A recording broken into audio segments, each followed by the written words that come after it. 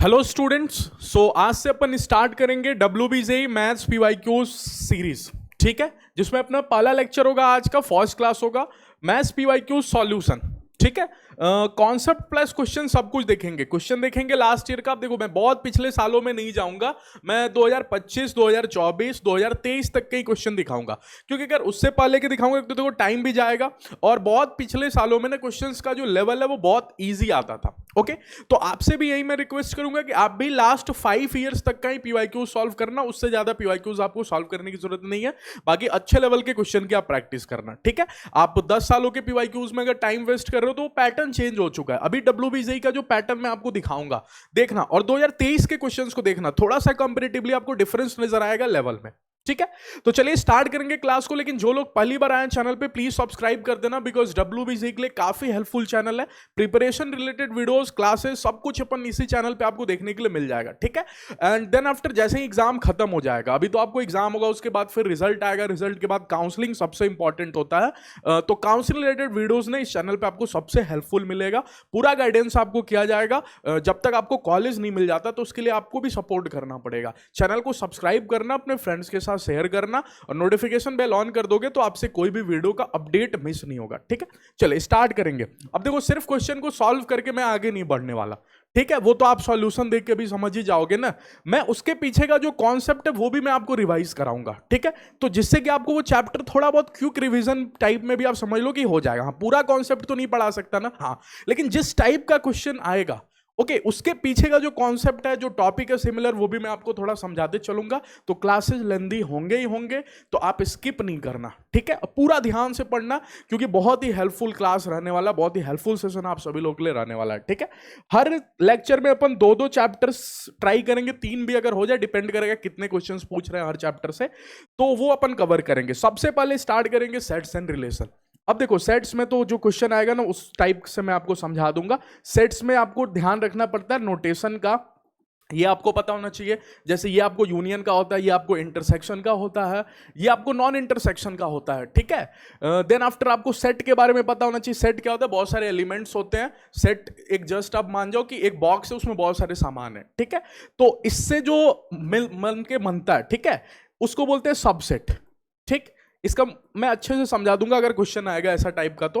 ठीक, अब इसके बाद आता है रिलेशन। रिलेशन में आपको 5 टाइप का रिलेशन पूछता है। 1-2 क्वेश्चन आपको नंबर ऑफ रिलेशन पे भी पूछेगा, जिसमें 2 की पावर mn फॉर्मूला लगता है। m क्या होता है? Number of element in set A, और n क्या होता है? Number of set in element B. ठीक है, रिलेशन पे मेरा एक सेपरेट क्लास है, आप जाके देख लेना। ठीक है, प्लेलिस्ट सेक्शन स्क्रॉल नहीं, कोर्स वाला सेक्शन स्क्रॉल करना। कोर्सेज वाले सेक्शन में 2 कोर्स का सेक्शन आपको दिखेगा। एक 2024 वाला क्रैश कोर्स है मैथ्स का, एक 2026 वाला। 2026 वाला पढ़ना, जो चैप्टर्स नहीं होगा वो 2024 वाला पढ़ लेना। ठीक है, तो रिलेशन आपको 5 टाइप का होता है। सिमेट्रिक रिलेशन होता है, ठीक है, रिफ्लेक्सिव रिलेशन होता है, ठीक, देन आफ्टर तीसरा आपको होता है ट्रांजिटिव रिलेशन। ठीक है, ट्रांजिटिव रिलेशन। और चौथा होता है आपको इक्विवेलेंस रिलेशन। 4 ही टाइप के रिलेशन होते हैं, मैंने 5 लिख दिया, सॉरी। ठीक है, 4 टाइप का रिलेशन होता है। ठीक, अब रिलेशन में चारों थोड़ा सा समझा देता हूं आपको क्यों, अच्छे से। ठीक है, समझ लेना ध्यान से, अगर पता है तो फिर आगे मूव कर लेना। मेरा तरीका थोड़ा आपको पसंद आएगा। सिमेट्रिक याद नहीं करना, नाम पे जाना। ओके, नाम पे जाना। सिमेट्री का क्या मतलब है? जैसा ए दिख रहा है वैसा बी को भी दिखना पड़ेगा। ठीक है, मतलब अगर ए का बी के साथ रिलेशन है, मान जाओ ए बी दिया हुआ है, ठीक, तो आप चेक कर लो कि क्या ए का ए के साथ रिलेशन सही है क्या। अगर सही है तो रुको। बी का बी के साथ रिलेशन सही है क्या? हाँ सही है, तो इट मीन सिमेट्रिक रिलेशन है ए और बी में। ए और बी में सिमेट्रिक रिलेशन होना माने ए का ए के साथ रिलेशन सही होना चाहिए, और बी का बी के साथ रिलेशन। मतलब एक बच्चे ने बोला सर खुद का खुद के साथ रिलेशन, हाँ, इसलिए नाम पड़ा सिमेट्रिक रिलेशन। हाँ, ओके, इसलिए नाम ओके, अच्छा सॉरी, ये आपको रिफ्लेक्सिव रिलेशन बता दिया। Okay, sorry for the mistake, ये रिफ्लेक्सिव रिलेशन है। तो रिफ्लेक्सिव रिलेशन ऐसे समझो ना कि जैसे आप फिजिक्स में समझते हो रिफ्लेक्शन, ठीक, आपको भी कंफ्यूजन होगा इसमें, तो इसलिए मैं आपको क्लियर कर देता हूं। रिफ्लेक्शन आपको समझ में आता है? हाँ, अगर ए को फेंकोगे तो ए ही बाहर आएगा। अरे अगर बॉल को फेंकते हो तो दोबारा उसी एंगल पे वापस आता है ना। हाँ, तो ए को फेंकोगे तो ए ही वापस आएगा, बी को फेंकोगे तो बी ही वापस आएगा। माने ए में रिलेशन सही होना चाहिए और बी का बी के साथ। तो इसलिए मैं लिख देता हूं खुद का खुद के साथ रिलेशन। खुद के साथ रिलेशन, ठीक, अगर पॉसिबल है, अगर सही है, इट मीन्स वो रिफ्लेक्सिव रिलेशन की बात कर रहा है, सिमेट्रिक नहीं। तो फिर सिमेट्रिक क्या होता है सर? सिमेट्रिक होता है अगर मान जो ए और बी में रिलेशन सही है तो पैरेलली, सुनना यहां पे, बी से ए में रिलेशन सही होना चाहिए। सिमेट्रिक का मतलब कि इसका अगर पलटोगे ना, चीजों को रिवर्स करोगे तो सेम होना चाहिए, यही होता है ना सिमेट्रिक का मतलब। ओके कि अगर ए से बी में रिलेशन ट्रू है तो बी से ए में रिलेशन भी ट्रू होना चाहिए, तो सिमेट्रिक बुलाता है। सबसे थोड़ा सा कंफ्यूजिंग वाला होता है ट्रांजिटिव। ट्रांजिटिव क्या बोलता है, सुनना ध्यान से। अगर कल को कहानी में ए से बी में रिलेशन दिया हुआ है, ठीक, तो आपको एक सी मानना पड़ेगा, आपको बी से सी में रिलेशन ट्रू है ये लेट करना पड़ेगा, ठीक है, ये लेट करना पड़ेगा। और अगर ये मानने के बाद आपको ए से सी में रिलेशन सही प्रूफ हो जाता है, ट्रू प्रूफ हो जाता है, देन आफ्टर आप बोलोगे कि इट इज ट्रांजिटिव रिलेशन, ठीक है। यही थोड़ा कंफ्यूजिंग होता है, बाकी क्वेश्चंस अपन समझेंगे। ये तो मैंने थ्योरी वाला पोर्शन समझा दिया, क्योंकि मैं बोला हूं सिर्फ सॉल्यूशन समझा के आगे नहीं बढ़ने वाला, इसके पीछे का कॉन्सेप्ट भी समझाऊंगा। इक्विवेलेंस क्या होता है सर? अगर तीनों डिक्लेयर हो गए कि कोई रिलेशन सिमेट्रिक भी है, रिफ्लेक्सिव भी है, ट्रांजिटिव भी है, तो इक्विवेलेंस रिलेशन होगा, ठीक है। चलिए क्वेश्चन देखते हैं, ठीक। जैसे देखो सबसे पहला क्वेश्चन तो पहला क्वेश्चन इंटरेस्टिंग है, वो मैं आपको बाद में समझाऊंगा। अच्छा, रिलेशन चैप्टर में ना, अब देखो पीवाईक्यूज कर रहे हैं तो पूरा दिमाग अपन क्वेश्चन कैसे करना है इसी पे देंगे, ठीक है। Relation, okay. जब अपन पीवाईक्यूज, कॉन्सेप्ट तो मैं आपको नहीं सिखा रहा हूं ना, मेन एम है मेरा क्वेश्चन कराना, और विथ ऑप्शन, जैसा एग्जाम में आपको पूछता है। तो एग्जाम में बैठ के कैसे आपको क्वेश्चन सॉल्व करना है, कई बार आपको सिर्फ कॉन्सेप्ट पढ़े, कॉन्सेप्ट लगा के सॉल्व कर रहे हो, उसी से काम नहीं चलता है। कई बार आपको ऑप्शन से दिमाग भी खेलना पड़ता है, ऑप्शन को खेलना पड़ता है कई बार। कैसे ऑप्शन को खेलना पड़ता है? जैसे अभी अभी मैंने बोला कि 4 टाइप के रिलेशन हो गए, क्या होगा? सिमेट्रिक, दूसरा होगा आपको रिफ्लेक्सिव, तीसरा होगा आपको ट्रांजिटिव, और चौथा क्या होगा? चौथा होगा आपको इक्विवेलेंस, ठीक है। अब सिंगल करेक्ट जो क्वेश्चन होगा, माने जिसमें एक ही ऑप्शन सही है, जिसमें एक ही ऑप्शन सही है, अगर मान लो आपने रिलेशन चेक किया, सिमेट्रिक निकल गया, ठीक है, सिमेट्रिक पहला ऑप्शन है, आपने चेक किया सिमेट्रिक सबसे पहले, अगर सही ऑप्शन है तब सुनना ध्यान से, तो अब आपको रिफ्लेक्सिव और ट्रांजिटिव भी चेक करना पड़ेगा अगर ऑप्शन में इक्विवेलेंस दिया है तो। क्योंकि अगर तीनों का होना, इट मीन सही आंसर सिमेट्रिक नहीं है, सही आंसर इक्विवेलेंस है। नहीं तो बच्चा कई बार क्या गलती करेगा ना, एग्जाम में बैठ के सिमेट्रिक आया, सिमेट्रिक सही प्रूफ हो गया, वो टिक कर देगा सिमेट्रिक पे, लेकिन इक्विवेलेंस ये खेल गड़बड़ करता है। ये अगर ऑप्शन में, इट मीन आपको तीनों चेक करना चाहिए, ठीक है। लेकिन सर अगर मान जी मैंने सिमेट्रिक चेक किया, फिर दूसरी बारी मेरा ध्यान तो रिफ्लेक्सिव पे ही पड़ेगा, ट्रांजिटिव तो मैं चेक नहीं करूंगा, ट्रांजिटिव तीसरे नंबर पे चेक करूंगा। अगर रिफ्लेक्सिव नहीं हुआ तब मजे की बात, सिमेट्रिक ही सही आंसर होगा क्योंकि सिंगल करेक्ट है। अगर रिफ्लेक्सिव नहीं होगा तो ट्रांजिटिव तो नहीं होगा, क्योंकि 2 आंसर सही तो होंगे नहीं, एमसीक्यू है, सिंगल करेक्ट है, ठीक है। हाँ, अगर 2 नंबर वाले मल्टीपल करेक्ट में पूछ दिया, सेट का क्वेश्चन, रिलेशन का क्वेश्चन सॉरी, तब अलग बात है। मैं सिंगल करेक्ट वाले के लिए समझा रहा हूं, ठीक है, जिसमें सिंगल करेक्ट आंसर पॉसिबल होगा। अगर रिफ्लेक्सिव नहीं निकला तो सिमेट्रिक पे टिक करके आगे बढ़ जाऊंगा, लेकिन अगर रिफ्लेक्सिव में निकल गया तो फिर ट्रांजिटिव। अब तब एक और दिमाग बताता हूं, तब भी ट्रांजिटिव चेक करने की जरूरत नहीं। क्यों? क्योंकि अगर सर रिफ्लेक्सिव भी निकल गया तो कंफर्म आंसर इक्विवेलेंस होगा, क्योंकि 2 आंसर सही तो नहीं होगा, इट मींस वो बोलना चाह रहा है इक्विवेलेंस। तो ट्रांजिटिव बहुत कम ही चेक करने की जरूरत पड़ती है एग्जाम में। सिमेट्रिक और अगर रिफ्लेक्सिव चेक किए, दोनों निकल गया, ठीक है, अगर दोनों निकल गया तो सही आंसर इक्विवेलेंस, और अगर दोनों नहीं निकला, सिमेट्रिक और रिफ्लेक्सिव नहीं निकला, इट मीन सही आंसर ट्रांजिटिव, क्योंकि इक्विवेलेंस तो ऐसे ही खत्म। तो ट्रांजिटिव भले टफ है समझने में, लेकिन एग्जाम पॉइंट ऑफ व्यू से देखोगे सिंगल करेक्ट वाले क्वेश्चन में, तो ट्रांजिटिव चेक करने की कभी आपको जरूरत ही नहीं पड़ेगी, आप सिमेट्रिक और रिफ्लेक्सिव चेक करके भी आंसर ला सकते हो, ठीक है। चलो दिखाता हूं, क्वेश्चन अब करते हैं। The number of reflexive relation, अब देखो पहला क्वेश्चन ही आपको रिफ्लेक्सिव रिलेशन पे पूछ दिया। On a set A of n element is equal to, ठीक। अच्छा, कोई एक सेट है ए, इसमें कितने एलिमेंट है भैया? An element. एन एलिमेंट मतलब 1 2 3 4 ऐसे करके एन तक, ठीक। अब एक बच्चा बोलेगा कहां बोला सर कि नेचुरल नंबर है? हाँ, नहीं बोला नेचुरल नंबर, मैंने मान लिया कि एन एलिमेंट है, मतलब 1 से एन तक। अच्छा, ठीक है, ओके। तो अगर आप इस 1 से n को अरेंज करोगे रो और कॉलम में, क्यों जरूरत पड़ी? एक्चुअल में एक सेपरेट टॉपिक होता है ये, कि नंबर ऑफ रिफ्लेक्सिव रिलेशन नहीं अगर पढ़े हो तो मैं क्वेश्चन आया तो समझा देता हूं, ठीक है। अगर मान जाओ 1,1 है, ठीक है, दूसरा 1,2 होगा, तीसरा आपको दिखेगा 1,3 होगा, अगला नहीं लिखता हूं, अगला डायरेक्ट सबसे लास्ट में क्या आपको समझ में आया, 1, होगा। ठीक है, ध्यान से समझना मेरी बात को। अगर नीचे जाओगे तो 2, 1 होगा। ठीक, फिर यहां पे 2, 2 होगा। ओके, फिर यहां पे 2, 3 होगा। अब एक बच्चे ने बोला सर यहां पे 2, होगा, आप यही बोलना चाह रहे हो ना? हाँ, ओके ओके ओके। सबसे लास्ट वाले में कितने लोगों को समझ में N, 1 होगा, क्योंकि आप nth रो में जा चुके हो। ओके, अच्छा, N, 2 होगा, N, 3 होगा। ठीक है, अच्छा, और फिर आपको N, होगा। सर ये क्यों बनाया आपने? ये मैंने इसलिए बनाया कि देखो कोई भी रिलेशन तो पेयर में चलेगा ना, कोई भी रिलेशन हो पेयर में ही चलेगा। हाँ, तो इसलिए मैंने 1 से लेकर n तक कितने पेयर्स पॉसिबल है ये मैंने पता कर लिया। तो टोटल पेयर्स बताओ मेरे पास कितने पॉसिबल है, टोटल पेयर्स सोचो जल्दी से, टोटल पेयर्स कितने पॉसिबल है। अब एक बच्चा बोलेगा सर ये कैसे पता चलता है टोटल पेयर्स कितने पॉसिबल है? आपके पास रो कितनी है, n। ठीक है, कॉलम कितने हैं, n। तो अगर n रो है और n कॉलम है तो टोटल रो पेयर आपके पास n² नहीं पॉसिबल होगा? हाँ, n² पॉसिबल होगा सर। ठीक है, अच्छा, लेकिन इसमें से रिफ्लेक्सिव कौन कौन से हैं, कौन कौन से पेयर हैं जो रिफ्लेक्सिव रिलेशन बना रहे हैं? तब देखना ध्यान से, रिफ्लेक्सिव में मैंने क्या सिखाया था, अगर 1 फेंकोगे तो 1 ही बाहर आएगा, रिफ्लेक्शन। 2 फेंकोगे तो 2 ही बाहर आएगा। इट मींस कि 1, 1 ये जो डायगोनल वाले लोग हैं, कहीं ये अपने आप में, सॉरी सॉरी सॉरी सॉरी, इधर से, ये जो डायगोनल वाले लोग हैं, ये वाले लोग क्या यही रिफ्लेक्सिव रिलेशन बनाएंगे? अगला यहां पे कहीं आपको 3, 3 दिख रहा होगा। ठीक है, यहां पे कहीं आपको 4, 4 दिख रहा होगा, क्या यही रिफ्लेक्सिव रिलेशन होंगे? हाँ। ये कितने लोग हैं थोड़ा बताना मेरे को, ये कितने लोग हैं, कितने कितने कितने? एक बच्चा बोलेगा सर ये n लोग होंगे। ठीक है, ये n लोग होंगे क्योंकि आप हर एक रो से एक पेयर पकड़ रहे हो। ठीक है, ऐसे n रोज और n कॉलम है, अगर सभी रो से आप एक एक पेयर पकड़ रहे हो तो देयर आर n रोज, तो आप n पेयर पकड़ोगे। हाँ, ठीक है, अच्छा, ओके ओके ओके, सुनना ध्यान से।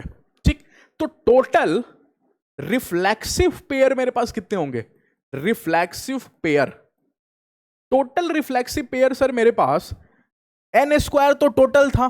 हाँ, ठीक है, n² टोटल था। ठीक, तो टोटल रिफ्लेक्सिव पेयर तो n ही होगा ना, n² तो टोटल थे, जिनमें से n जो है वो मेरे रिफ्लेक्सिव पेयर है। अब ध्यान से सुनना, ये नहीं पूछा है कि कितने रिफ्लेक्सिव पेयर बनेंगे, ये बोल रहा है कितने रिफ्लेक्सिव रिलेशन पॉसिबल है 1 से n में। अब कहानी का दूसरा टर्म समझना। ठीक है, इसलिए बोला क्वेश्चन थोड़ा अलग है, पहला क्वेश्चन ही टफ ले लिया, 2025 लिखा हुआ है तो मैं समझ गया, 2025 में 24 में, इसलिए बोला लास्ट ईयर के WBC क्वेश्चन है। जेई मेंस को टाइमिंग अगर सब कुछ आप देखोगे ना तो फिर मैच कर जाएगा लेवल, क्योंकि टाइम भी तो कम मिलता है ना WBC में, जेई मेन में टाइम भी तो आपको ज्यादा मिलता है। अच्छा, अब मैं आपको अपने तरीके से समझा रहा हूं, थोड़ा ध्यान से समझना। ओके, अगर आप देखो क्या इसको सेलेक्ट करना ही करना है, अरे 1, 1 आप उठा के लेके आए, क्या रिफ्लेक्सिव रिलेशन है? हाँ सर। 2, 2 आप उठा के लेके आए, क्या रिफ्लेक्सिव रिलेशन है? हाँ। तो ये सारे पेयर्स को चुनने का कितना तरीका है? एक तरीका। बच्चे के दिमाग में पीएनसी आने लगा, चुनने का तरीका। हाँ, सेलेक्ट करने का कितना तरीका होगा? एक ही तरीका होगा सर, आप इनमें से कोई भी उठा के ले जाओ, रिफ्लेक्सिव रिलेशन चलेगा। तो इस टाइम मेरे को सेलेक्ट करने का एक ही तरीका होगा कि 1, 1 को आपको चुनना ही है, 2, 2 को आपको सेलेक्ट करना ही है, 3, 3 को आपको सेलेक्ट करना ही है। ठीक है, अगर आपने 1 सेलेक्ट कर लिया तो दूसरा एलिमेंट 2 नहीं सेलेक्ट कर सकते, 1, 1 ही सेलेक्ट करना है। ठीक है, अच्छा, तो इसलिए मैंने यहां पे बोला ओके कि डायगोनल के जो एलिमेंट्स है, diagonal elements, okay, diagonal elements for reflexive relation, okay, for reflexive diagonal elements select करने का एक ही तरीका होगा। ठीक, एक तरीका होगा। ओके, अच्छा, अब कहानी में इधर आओ। ठीक, क्या इस 1, 2 से मैं 1 नहीं सेलेक्ट कर सकता? इस 1 को नहीं सेलेक्ट कर सकता? हाँ सर, 1 को सेलेक्ट कर तो सकते हो। ठीक है, इस 1 को, एक मिनट, यहां पे थोड़ा सा व्हाइट कलर है ना तो इसलिए कौन सा पेन चले गए, थोड़ा सा कंफ्यूज आता हूं। ठीक है, 1 को सेलेक्ट कर सकते हो? हाँ, ओके, अच्छा, अगर 1 को सेलेक्ट करो तो अगला आदमी आपको 1 ही सेलेक्ट करना पड़ेगा, वो अलग बात है, लेकिन 2 को सेलेक्ट कर सकते हो? हाँ, लेकिन मैं आपसे एक और बात पूछ रहा हूं, इस 1 को आप सेलेक्ट भी कर सकते हो, छोड़ भी सकते हो, 2 को आप सेलेक्ट भी कर सकते हो, छोड़ भी सकते हो। तो जो नॉन डायगोनल एलिमेंट है उसमें सभी एलिमेंट्स के पास 2 ऑप्शन है। इसमें ऑप्शन नहीं था, इसमें हर एलिमेंट को आपको चुनना ही है, एक ही तरीका है। लेकिन यहां जितने एलिमेंट है सभी को आप सेलेक्ट भी कर सकते हो, छोड़ भी सकते हो। अगर आप 1 को सेलेक्ट करके लेके आओगे तो अगला आदमी 1 मांगेगा, रिफ्लेक्सिव रिलेशन बन जाएगा। लेकिन अगर आप 1 को रिजेक्ट भी कर दोगे तो कोई फर्क नहीं पड़ेगा, 2,2 एक रिफ्लेक्सिव रिलेशन बनाएगा। ओके ठीक, तो यहां पे आपको मैं लिख रहा हूं जो नॉन डायगोनल एलिमेंट है फॉर रिफ्लेक्सिव, जो नॉन डायगोनल एलिमेंट है, नॉन डायगोनल एलिमेंट जो है उसमें ईच एलिमेंट हैव 2 चॉइसेस, सभी एलिमेंट के पास 2 चॉइसेस होगा। ठीक है ओके, सभी एलिमेंट के पास कितने चॉइसेस होंगे? 2 चॉइसेस होंगे। ठीक, तो हर एलिमेंट के पास मैं क्या कितना चॉइस बोला? 2 चॉइस, हर एलिमेंट के पास 2 चॉइस। लेकिन अगर मैं आपसे पूछूं टोटल कितने नॉन डायगोनल एलिमेंट है तो आप क्या बोलोगे मेरे को? जल्दी सोच के बताओ, टोटल नॉन डायगोनल एलिमेंट कितने हैं? टोटल पेयर्स कितने पॉसिबल थे? n²। ठीक है, टोटल नॉन डायगोनल पेयर्स कितने पॉसिबल होंगे? टोटल रिफ्लेक्सिव पेयर, मतलब डायगोनल, यहां पे रिफ्लेक्सिव पेयर नहीं लिखता हूं, डायगोनल पेयर लिखता हूं। टोटल डायगोनल पेयर कितने हुए थे? n। तो अगर नॉन डायगोनल पूछा जाए तो क्या n² माइनस n नहीं होगा? अरे टोटल पेयर में से मैंने डायगोनल वाले को हटा दिया। ओके, तो इनकी मल्टीप्लाई कहीं आपको 2 की पावर सोच के बताना, n² माइनस n तो नहीं होगा? हाँ यही होगा। ठीक है, तो अगर आपसे मैं पूछूं टोटल रिफ्लेक्सिव रिलेशन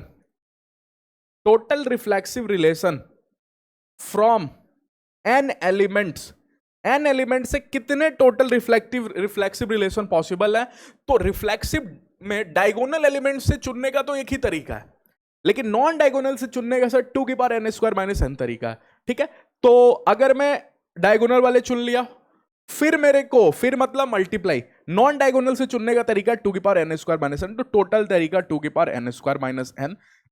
ऑप्शन में देखोगे तो 2 की पावर n माइनस 1 लिखा होगा।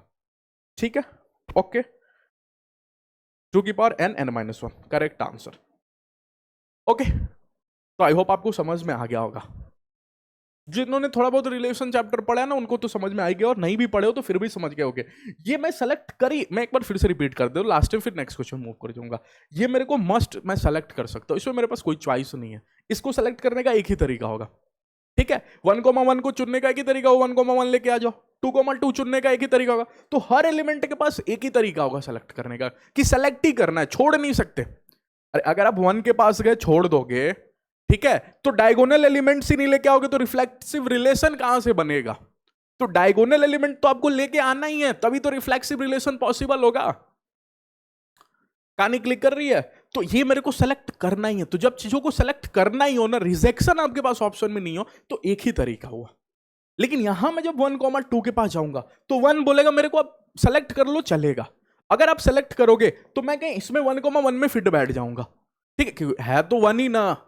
अरे ये कौन है? 1 ही है, और ये भी कौन है? 1 ही है। तो n एलिमेंट का देखो, n एलिमेंट में 1 2 3 4 5 ऐसे है, तो 1 के पास ऑप्शन है कि उसको छोड़ भी सकते हो, सेलेक्ट भी कर सकते हो। 2 के पास ऑप्शन है, उसको सेलेक्ट भी कर सकते हो, छोड़ भी सकते हो। तो 1,2 के पास, 1 के पास भी 2 ऑप्शन, 2 के पास भी 2 ऑप्शन। ठीक है, तो जितने नॉन डायगोनल वाले पेयर है ना, सभी एलिमेंट के पास, ठीक है, हालांकि वो बात अलग है कि ये सारे एलिमेंट तो इसमें भी है। ठीक है, तो इसलिए डायगोनल वाले के पास कोई चॉइस नहीं था, इनको लेना ही है। आप ऐसे भी समझ सकते हो। लास्ट में एक बात बोलता हूं, एकदम एवरेज बच्चा नहीं समझ में आए वो भी समझ जाएगा। सुनना, क्या इनको छोड़ना, इनको सेलेक्ट करना ही है, इनको उठा के फेंक दो, इनको निकाल दो बाहर। अब जितने बच गए, ठीक है, जितने बच गए, क्या सभी एलिमेंट के पास 2 तरीका है, सेलेक्ट करो या फिर छोड़ दो। ठीक है, अगर सेलेक्ट करोगे 1 को तो अगला आदमी 1,1 बन जाएगा। अरे 1 को तो मैं सेलेक्ट करके लाया, तो 1,1 एक रिफ्लेक्सिव रिलेशन होगा। अगर मैंने 1 को छोड़ दिया, ठीक है, तो 2 को सेलेक्ट करूंगा, 2 को सेलेक्ट करूंगा तो 2,2 रिफ्लेक्सिव रिलेशन बन जाएगा। तो जितने लोग हैं सबके पास 2 ऑप्शन है। ठीक, तो ये कितने लोग हैं? तो ये एक्चुअल में n² माइनस n लोग हैं, और सब लोगों के पास 2 तरीका है। सेलेक्ट करूंगा, रिजेक्ट करूंगा, या तो सेलेक्ट करूंगा या तो रिजेक्ट करूंगा, या तो सेलेक्ट करूंगा यार, फिर आना नहीं, इसलिए मल्टीप्लाई करो। पीएनसी पढ़े हो तो ये बात आपको पता चलेगा। तो टोटल तरीका 2 की पावर n² माइनस n होगा। ओके, तो आंसर इज 2 की power n² minus n। Okay, I hope आपको ये क्वेश्चन समझ में आ गया होगा। थोड़ा टाइम लग गया, क्यों? क्योंकि अच्छा क्वेश्चन था। ओके, चलिए अगला बोल रहा है a² minus 4ab plus 3b² is equal to 0। Option आपके सामने 4 है, कौन सा रिलेशन है? अब ऐसे क्वेश्चन देखो, ठीक, ए स्क्वायर माइनस 4ab प्लस में 3b square is equal to 0। सबसे पहली बारी सिमेट्रिक को मैंने मार्केट में लाया सिमेट्रिक चेक करने के लिए। सिमेट्रिक बोलता है कि ए बी सब एक ही बराबर है, ए बी में रिलेशन, बी ए में रिलेशन, सब बराबर है। तो जहां जहां ए है अगर वहां वहां मैं बी रख दूं तो कोई तकलीफ नहीं होनी चाहिए, ठीक है। अच्छा, तो ए की जगह मैं सिमेट्रिक में एक्चुअली में ऐसे इक्वेशन टाइप में क्या करते हैं ना, ए की जगह लिख देता हूं मैं, ए की जगह बी रखो, ठीक है। अच्छा, फिर बी की जगह ए रखो, ओके। अच्छा, और अगर ये इक्वेशन ट्रू है इट मीन सिमेट्रिक रिलेशन है। तो अगर मैंने ए की जगह बी को रखा तो this is B square, okay. अच्छा, ठीक, दिस इज बी स्क्वायर। और अगर मैंने यहां पे माइनस में 4 ए बी की जगह रखा तो ए बी की जगह ए और बी रखोगे तो कोई फर्क ही नहीं पड़ेगा, तो ए बी होगा ना। प्लस में 3 बी स्क्वायर, मैंने बी की जगह किसको रखना है, ए को रखना है, तो ए स्क्वायर। अब पता नहीं ये जीरो हो रहा है क्या, थोड़ा ध्यान देना, ये जीरो हो रहा है क्या, नहीं सर ये जीरो नहीं है, इट मीन सिमेट्रिक रिलेशन नहीं है।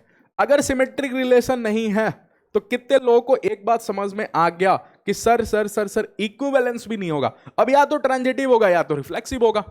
तो अगला रिफ्लेक्सिव चेक कर लेते हैं ना, हाँ रिफ्लेक्सिव आओ चेक करते हैं, क्योंकि रिफ्लेक्सिव चेक करना आसान होता है। रिफ्लेक्सिव क्या बोलता है कि ए फेंकोगे तो ए ही बाहर आएगा, या फिर बी फेंकोगे तो बी ही बाहर आएगा। इट मींस इक्वेशन वाले क्वेश्चन में कैसे डील करेंगे सर, बी की जगह ए रखो, ठीक है, या फिर ए की जगह बी भी रख सकते हो, ठीक। अगर मैंने ऐसा किया तो सर ए की जगह मेरे को बी रखना है, तो बी स्क्वायर माइनस में 4 बी स्क्वायर प्लस में 3b स्क्वायर। अरे ए की जगह बी रखना है, बी की जगह ए को फिर नहीं, पैरेलली दोनों साइमल्टेनियसली चेंज करना है सिमेट्रिक में, लेकिन किसी एक की जगह किसी दूसरे को रख देना रिफ्लेक्सिव, ठीक है। अच्छा, तो यहां पे देखोगे तो 3b स्क्वायर और b स्क्वायर 4b, ये जीरो हो गया, ये सही है सर।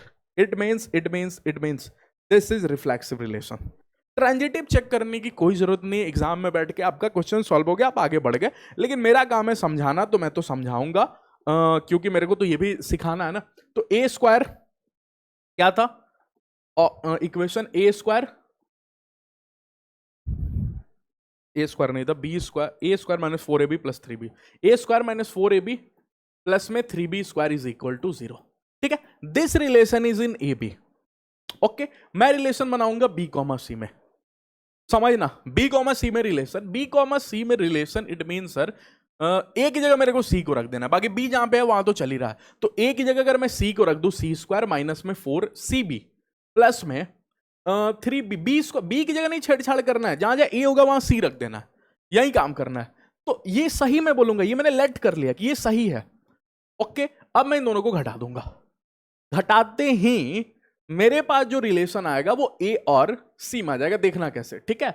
अगर मैं इन दोनों को सब्ट्रैक्ट करता हूं, प्लस माइनस, यहां पे माइनस हो गया, तो दिख रहा है कि बी स्क्वायर से बी स्क्वायर खत्म हो गया, ओके।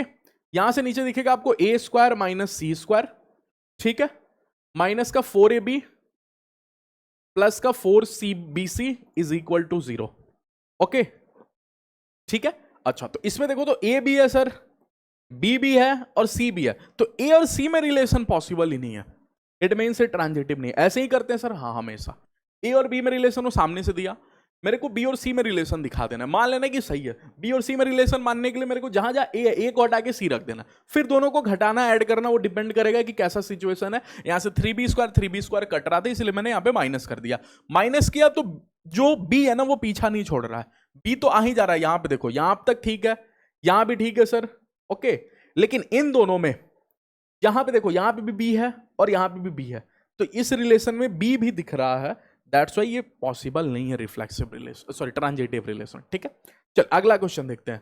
बोल रहा है A be the set of even natural number, तो ए को पेश किया जाए क्या सामने, हाँ, लेकिन इसमें कंडीशन है 8 से छोटा। अरे तो ये तो बहुत आसान बात है, इवन नेचुरल नंबर 2 4 6, 8 को लूं या छोड़ दो सर, क्योंकि 8 पे इक्वल टू नहीं दिया, 8 को नहीं लेना, मना कर रहा है, ठीक है। अच्छा, बी के बारे में बोला, कई बार आपको ऐसे काम करना पड़ेगा, वो बोलेगा कि बी ये है, आपको बी लिखना पड़ेगा। B B the set of prime integers that are less than 7, तो लेस देन 7 में प्राइम 1 से शुरू होता है, नहीं, स्मॉलेस्ट प्राइम नंबर इज 2, तो 2 तो हाँ हो जाएगा, ठीक है। प्राइम 2, देन आफ्टर 3 बोल दो, हाँ देन आफ्टर 5 बोल दूं, हाँ 7 लेना है क्या, नहीं लेना 7 नहीं लेना सर, ठीक है। Then the number of relation from A to B, ये बोला ये क्वेश्चन पूछेगा, number of relation from A to B 2024 में पूछा गया, कितना आसान सवाल है, मुश्किल से 5-10 सेकंड भी नहीं लगेगा बच्चे को, ठीक। इसमें कितने एलिमेंट है बताओ, लेकिन फॉर्मूला पता होना चाहिए 3, इसमें कितने एलिमेंट है बताओ 3, तो टोटल जो रिलेशन पॉसिबल होता है from A to B that is 2 की पावर 3 into 3। इसमें कितने एलिमेंट है और इसमें कितने एलिमेंट है कि मल्टीप्लाई, दैट इज 2 की पावर 3 3 जा 9।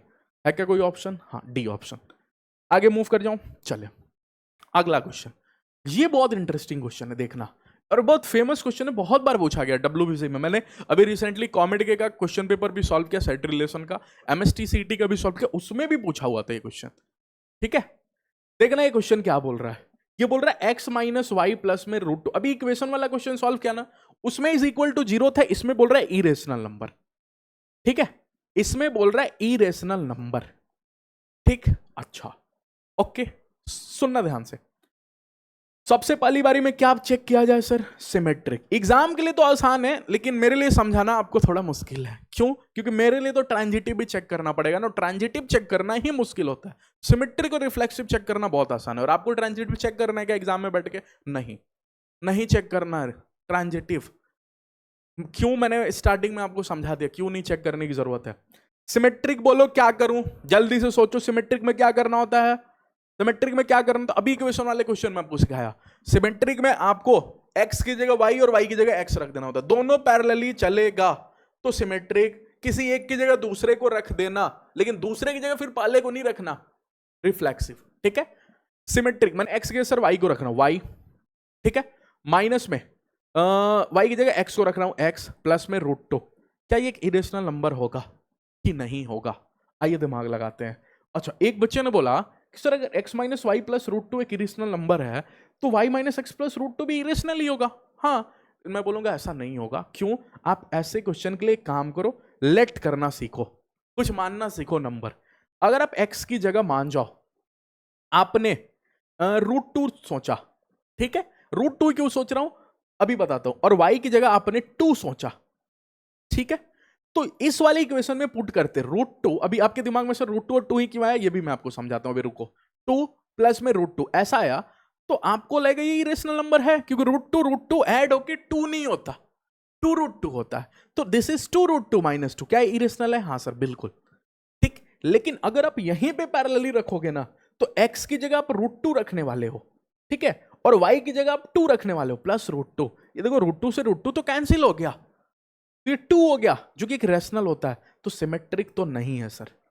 अब समझ में आया कि √2 क्यों माना, इसलिए √2 माना क्योंकि अगर यहां पे √2 है तो √2 ऐड हो जा रहा है, चेंज करोगे यहां पे माइनस का साइन है तो यहां पे तो कैंसिल हो जाएगा ना, इसलिए √2 माना। चेक किया कहीं कैंसिल तो नहीं हो रहा है दूसरी बारी में क्योंकि ये इरेशनल सॉरी इरेशनल नंबर इस √2 के कारण ही तो है, x और y की जगह तो मैं कुछ भी मान सकता हूं, क्यों सर कुछ भी मान सकते हो, सामने वाला बोल रहा है x और y रियल नंबर है, आप जो मानना है मानो, ठीक है।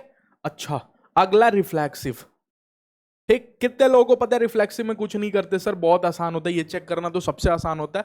अच्छा, अब बताना जल्दी दिमाग लगा के, सिमेट्रिक जब खत्म होता है ना, तो अपने साथ अपने भाई को भी मार देता है, इक्विवेलेंस को, क्योंकि सिमेट्रिक नहीं है तो इक्विवेलेंस तो नहीं होगा, क्योंकि तीनों का होना इज इक्विवेलेंस, ठीक है। तो अगर मान जाओ रिफ्लेक्सिव मैंने चेक किया, चेक करना आसान होता है रिफ्लेक्सिव, हाँ कैसे आसान होता है सर, अरे कुछ नहीं करना है, इसमें x की जगह y रख दो, तो y रखा मैंने, ठीक है, और दूसरी बार फिर y की जगह x मत रखना, y रखना प्लस में √2, कितने लोग लगे, मर गया, मरने से √2 बाहर आया, √2 एक इरेशनल नंबर है, ठीक है। या फिर मन को अगर शांति देना है, बहुत एकदम कंफर्म खेलना चाहते हो, तो x की जगह x ही रखो, y की जगह भी x रख के चेक कर लो, प्लस में √2, दोनों ही केस में कैंसिल हो जाएगा, √2 आंसर होगा, ठीक। तो इट मींस सर ये आपको रिफ्लेक्सिव है, तो अगर एक ऑप्शन सही हो गया सिंगल करेक्ट में, तो ट्रांजिटिव तो नहीं होगा ना, हाँ।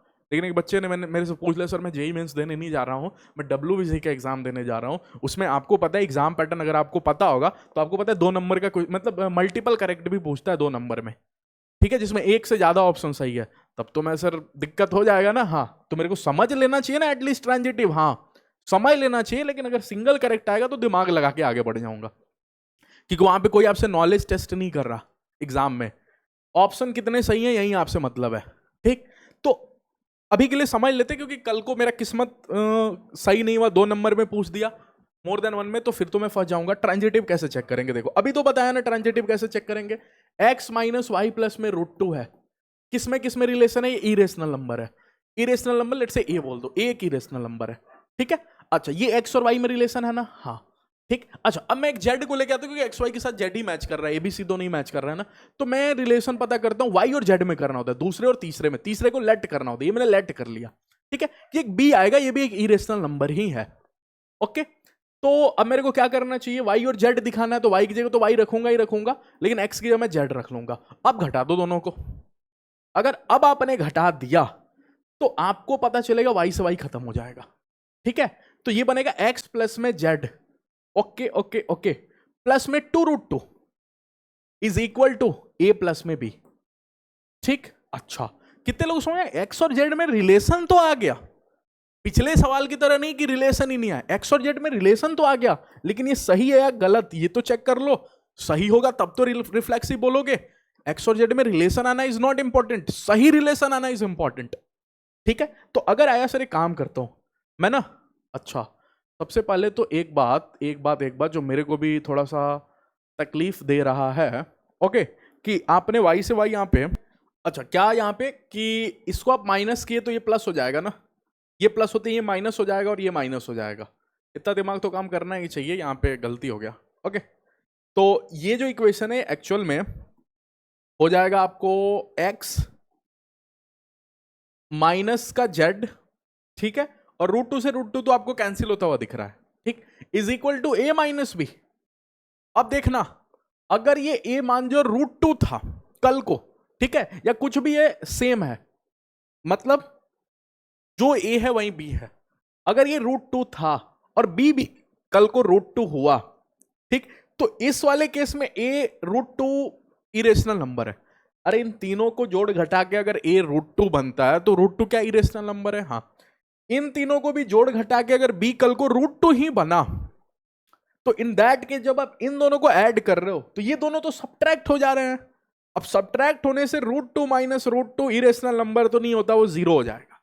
तो it means this relation is not perfectly true, ठीक है। ये तभी सही होगा, ऐसे भी लिख सकते हैं, ये तभी सही होगा जब a not equal to b। तो this is true when a not equal to b। तो इसको बोला जा सकता है कि ये ट्रांजिटिव रिलेशन है, transitive relation when a not equal to b, मतलब यहां से जो इरेशनल बना और यहां से जो इरेशनल बना वो इक्वल नहीं हो, ठीक है, ओके, तब जाके ट्रांजिटिव होगा, ऐसे तो ट्रांजिटिव नहीं। तो ये बात तो बोला नहीं है ना कि ये दोनों इक्वल नहीं है, तो इक्वल हो भी सकते हैं, तो इसलिए ट्रांजिटिव नहीं है, ठीक है, ओके। चलिए next question, A B C are subsets of set X, X के सबसेट हैं ए बी सी, मैं सबसेट को बोलता हूं इनके बच्चे हैं। इनके बच्चे करने का मतलब कि इसमें जो भी एलिमेंट होगा, ठीक है, इसमें जो भी एलिमेंट होगा, ये सारे एलिमेंट ए में होगा ये बात की गारंटी नहीं है, लेकिन ए में जितने एलिमेंट होंगे वो सब एक्स में होगा, बी में जितने एलिमेंट होंगे वो सब एक्स में होगा, सी में जितने एलिमेंट होंगे वो सब एक्स में होगा। जैसे अगर ए में 1, 2, 3, 4, 5 है, ठीक है, तो ए में से कोई भी इनके एलिमेंट्स उठा लो, कोई भी, जैसे 1, 2, ठीक, तो क्या 1, 2, 3, 4, 5 इसमें है, नहीं, लेकिन 1, 2 इसमें है, हाँ, ठीक। तो बच्चे के पास जो होगा वो पापा के पास जरूर होगा, लेकिन पापा के पास जो होगा वो बच्चे के पास हो ये गारंटी नहीं होता है, ठीक है। तो अगर ये सेट है बड़ा आदमी, तो इसका छोटा रूप है सबसेट, सबसेट माने छोटा, उसका बच्चा, ठीक है, समझ रहे हो ना, ओके। बी में इसके कोई भी एलिमेंट 3, 5 मेरे को पसंद है, मैंने 3, 5 बना दिया, सबसेट बोला जाएगा, 4, 5 यहां पे बना दिया, सबसेट बोला जाएगा, ठीक है। अच्छा ठीक है, तो सबसेट का मतलब समझा दिया। Then consider the validity of the following set of theoretical statement, अच्छा ये दिया हुआ है, चारों स्टेटमेंट को आपको एक एक करके चेक करना पड़ेगा, ठीक है। एक तो आपको इसका मतलब क्या समझा है मैंने, नॉन इंटरसेक्शन।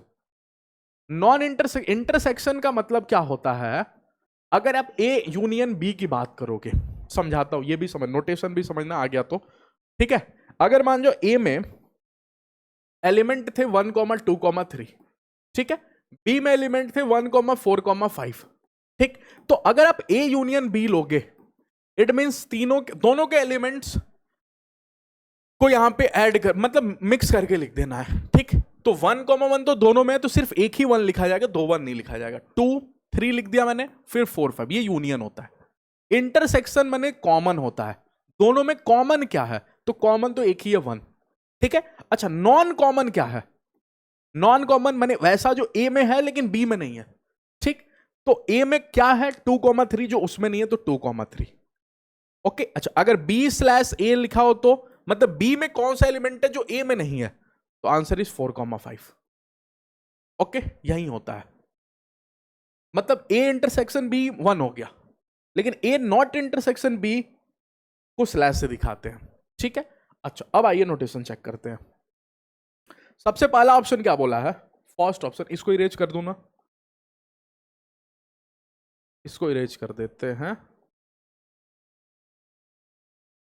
सबसे पहला ऑप्शन बोल रहा है A union B/C, A union B. अच्छा, जब इंटरसेक्शन लोगे तो C डैश बन जाएगा, ठीक है, क्योंकि बी के वो सारे एलिमेंट जो सी में नहीं है, मतलब सी का एक दूसरा सेट चलेगा, उसको C डैश बोल देंगे, तब जाके स्लैश इंटरसेक्शन में बदल जाता है, ठीक है।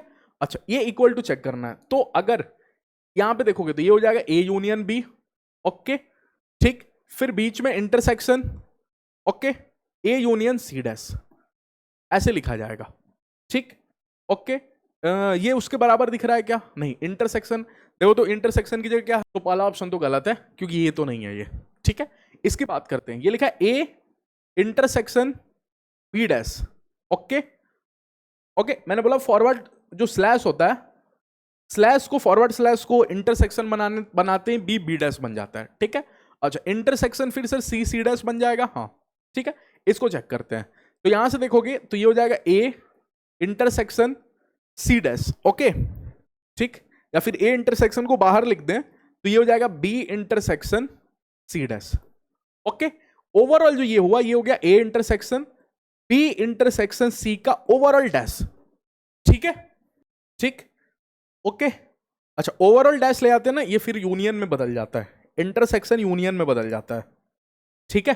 तो बी यूनियन C कैसे, क्यों, ये मैं नहीं सिखा रहा हूं क्योंकि फिर बहुत टाइम लगेगा, अभी जल्दी से क्वेश्चन भी करके आगे निकलना है, ये सब आई होप कि आप पढ़े होगे, ठीक।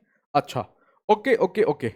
तो यहां पे आपको फिर देखोगे तो ए इंटरसेक्शन बी यूनियन, अभी डैश से फिर आपको अगर इंटरसेक्शन हटाना है, क्योंकि ऑप्शन मैं देख रहा हूं तो यहां पे स्लैश दिया हुआ है, तो अगर आप ए स्लैश में कन्वर्ट करोगे it means B union C हो जाएगा, डैश खत्म हो जाएगा, क्योंकि जब आप स्लैश से इंटरसेक्शन में कन्वर्ट करते हो तो डैश आता है, फिर आप इंटरसेक्शन से स्लैश में कन्वर्ट करोगे तो डैश खत्म हो जाएगा, it means option number B is correct, ठीक। ऑप्शन नंबर सी तो ऐसे ही सही नहीं दिख रहा है क्योंकि A union B, okay, intersection A dash, ठीक है। तो ये हो जाएगा A union B intersection A dash, ये तो बिल्कुल सही नहीं दिख रहा, और ये तो बिल्कुल भी सही नहीं है कि A intersection C dash B intersection C dash के बराबर हो, ठीक है। तो ऑप्शन नंबर बी सही हो गया। चले अगला क्वेश्चन, अगला क्वेश्चन आपको डायरेक्ट थ्योरी का क्वेश्चन है, बोला है कि P1 और P2 ट्रांजिटिव रिलेशन है, ठीक। Then this denotes the composition of elements, तो अगर P1 अपने आप में ट्रांजिटिव एलिमेंट होता है, ठीक है, और P2 भी अपने आप में अगर ट्रांजिटिव एलिमेंट है, तो दो ट्रांजिटिव का कॉम्पोजिशन जो होता है, ठीक है, वो नॉन ट्रांजिटिव होता है। ये थ्योरी है, इसको आप याद रख लेना, ठीक है, ओके। तो non transitive relation is the correct option, okay. ये थ्योरी है, बस आपको ध्यान रख लेना है। चलिए अगला क्वेश्चन, देखने में आपको डरावना दिख रहा होगा लेकिन 2023 देख के थोड़ा आपको लगेगा कि आसान होगा सर, आप सॉल्व करो फर्दर तब पता चलेगा, ठीक है। Let P be a relation defined on a set of natural number n, ठीक। P is equal to X comma Y, ठीक है। अच्छा, belongs to natural into natural 2x plus Y is equal to 4, ठीक। Then the domain of A and range B पूछा है, ठीक है। अच्छा, इक्वेशन के नाम पे मेरे पास simply 2x plus Y is equal to 4 दिया, यही मेरे को समझ में आ रहा है, ठीक है, एक्स डोमेन होता है, वाई रेंज होता है, ये सभी लोग आप लोगों को पता है। एक्स और वाई की जगह नेचुरल ही रखना है, ये नेचुरल इनटू नेचुरल का मतलब क्या है, एक्स भी नेचुरल है, वाई भी नेचुरल है, ठीक है। तो अगर आप एक्स की जगह नेचुरल रखना शुरू करोगे तो क्या रखोगे, 1,2,3 ऐसे ही रखोगे, ठीक है। इससे आपका वाई क्या आएगा, वाई पे दिमाग लगाओ, ठीक है। अगर एक्स की जगह 1,2,3 रखोगे तो जो वाई आएगा एक्स की जगह, ठीक है, एक minute, defined on a set of natural number, सही है, ठीक है। अच्छा, तो पहला ऑप्शन बोल रहा है एक्स की जगह 1 से 20 रखोगे तो क्या वाई की जगह 1 से 39 आएगा कि नहीं, ये चेक करना है। तो 1 से 20 रख के चेक कर लेते हैं। अब 1 से 20 तो नहीं रखेंगे पूरा ना, स्टार्टिंग का 1 2 3 रख लेंगे, फिर लास्ट का 20 और 19 रख के चेक कर लेंगे। तो अगर एक्स की जगह 1 रखा, 1 रखते ही आपको दिखेगा वाई की जगह 2, ओके, अच्छा, ठीक है, वाई की जगह 2 दिखेगा। फिर एक्स की जगह 2 रखोगे तो 2 2 जब 4 और 4 माइनस 0 आ जाएगा, तो नेचुरल नंबर नहीं होगा, ठीक। अच्छा, क्वेश्चन में एक प्रिंटिंग मिस्टेक है, इसलिए 41 है, 4 नहीं है, इसलिए बोल रहा हूँ, नहीं तो फिर तो 0 आ जाएगा, तो नेचुरल नंबर है ही नहीं, 41 है, इसलिए बोल रहा हूँ। ऑप्शन दिया 39 में और यहाँ पे 4 दिया, 39 तो कभी आ ही नहीं पाएगा। तो y की जगह बस देखना है, x की जगह 1 रखोगे तो 1 रखते ही 41 माइनस 2 39 आ जाएगा, देखो 39 आ गया, ओके। अब लास्ट में आप 20 रख के चेक कर लो। अगर आप x की 20 रखोगे तो 22 या 40, 41 माइनस 40, लास्ट वाला एलिमेंट क्या आ जाएगा 1। तो ऑप्शन नंबर ए ही मेरे को सही दिख रहा है। अगर आप x की 1 से लेकर 20 के बीच में रखोगे तो y की जगह 1 से 39 के बीच में आएगा, ओके। मैंने x की 1 रखा और 20 रखा, जैसे ही x की 1 रखा, 1 रखते 39 दिखा, ठीक। और जैसे ही y की जगह x की 20 रखा, y की जगह 1 आया, तो ऑप्शन नंबर ए करेक्ट हो गया। ऐसे करते हैं, बहुत ही सिंपल क्वेश्चन था। चले अब बढ़ते हैं अच्छे चैप्टर्स पे, सीक्वेंस एंड सीरीज। तो सेट रिलेशन में आपको एक बात पता चला, काफी आसान क्वेश्चन पूछ रहा है, तो छोड़ोगे इस चैप्टर को नहीं, अच्छे से इसके पीवाईक्यूज और इसके थ्योरी को समझ के जाओगे ना, हाँ, ठीक। सीक्वेंस सीरीज, सीक्वेंस सीरीज में अर्थमेटिक प्रोग्रेशन के सारे फॉर्मूले आने चाहिए, ज्योमेट्रिक प्रोग्रेशन के सारे फॉर्मूले आने चाहिए, हार्मोनिक प्रोग्रेशन का सारा फॉर्मूला आना चाहिए, एम ग्रेटर देन जीएम आना चाहिए, ठीक है, ओके। मिनिमम मैक्सिमम वैल्यू जो एम जीएम पे बनते हैं सब मैंने कराया हुआ है। सीक्वेंस सीरीज तो पूरा अच्छे से आपको पढ़ाया हुआ है, 2026 में ही पढ़ाया है, 2024 में ही पढ़ाया हुआ है। तो जो चैप्टर 2024 में भी दिखेगा और 26 में भी दिखेगा प्लेलिस्ट सेक्शन में, 2026 वाला पढ़ना, ठीक है, क्योंकि अपडेटेड वाला है, उसमें थोड़ा अच्छे क्वेश्चन मैंने कराया हुआ है इस साल, ठीक है। तो जाके पढ़ लेना, सीक्वेंस सीरीज मैंने बहुत अच्छे से समझाया हुआ है, ओके।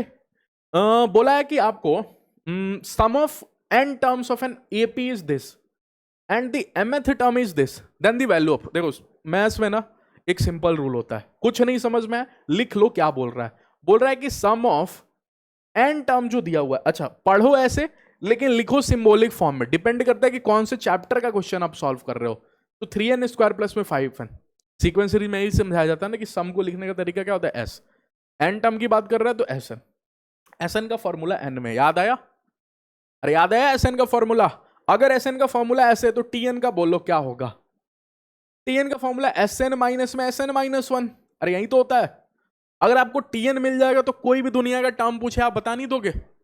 अरे mth टर्म आपसे पूछ रहा है, कोई भी टर्म पूछे, mth पूछे, 19 पूछे, 18 पूछे, 60 पूछे, 100 पूछे, कोई सा भी टर्म पूछे, tn से ही आता है ना, हाँ। और sn का फॉर्मूला अगर दे दिया, sn का इक्वेशन दे दिया, तो sn के इक्वेशन से tn के इक्वेशन तक कैसे पहुंचते हैं, सिखाया हुआ कि नहीं, हाँ। डायरेक्ट क्वेश्चन पूछा कि नहीं पीवाईक्यूज में, तो इसलिए बोलता हूं जो पढ़ोगे पीवाईक्यूज में बेनिफिट होगा, 100% करके आओगे, हाँ। बस ये नहीं कि पढ़ते टाइम और क्वेश्चन करते टाइम दिमाग छोड़ के जाओ, तब नहीं, ठीक है। अगर सही से पढ़ोगे, सही से क्वेश्चन नोट्स को मेरा प्रिपेयर करोगे तो ये सभी क्वेश्चन नहीं छूटेगा, मैंने सब आपको अच्छे से सिखाया हुआ है। sn 3n स्क्वायर प्लस में 5n, ओके। अच्छा, माइनस में sn माइनस 1 का मतलब क्या होता है, एक बच्चे को वो नहीं पता, तो इसका मतलब ये होता है कि n की जगह n माइनस 1 रखो, तो 3n माइनस 1 का होल स्क्वायर, ठीक है, प्लस में 5n माइनस 1, ओके। तो ये तो तकलीफ नहीं देगा, ये तो आसान है, 3n स्क्वायर प्लस में 5n, लेकिन यहां आपको तकलीफ इतना आ जाएगा कि आपको इसका फॉर्मूला आना चाहिए माइनस बी का होल स्क्वायर का, तो हो जाएगा 3n square A square, okay, plus में बी स्क्वायर तो प्लस में 3, ठीक। अच्छा, माइनस का 2a भी मतलब माइनस का 2n, वो 3 से मल्टीप्लाई होकर 6n हो जाएगा, ओके। अच्छा, प्लस में यहां से देखोगे तो 5n माइनस में 5 आ चुका होगा, ओके। ओवरऑल कहीं मेरे को जहां तक नजर आ रहा है ना, 3n² से 3n² तो डिलीट होता हुआ नजर आ रहा है, ठीक है। अच्छा, 5n से 5n भी कटता हुआ नजर आ रहा है।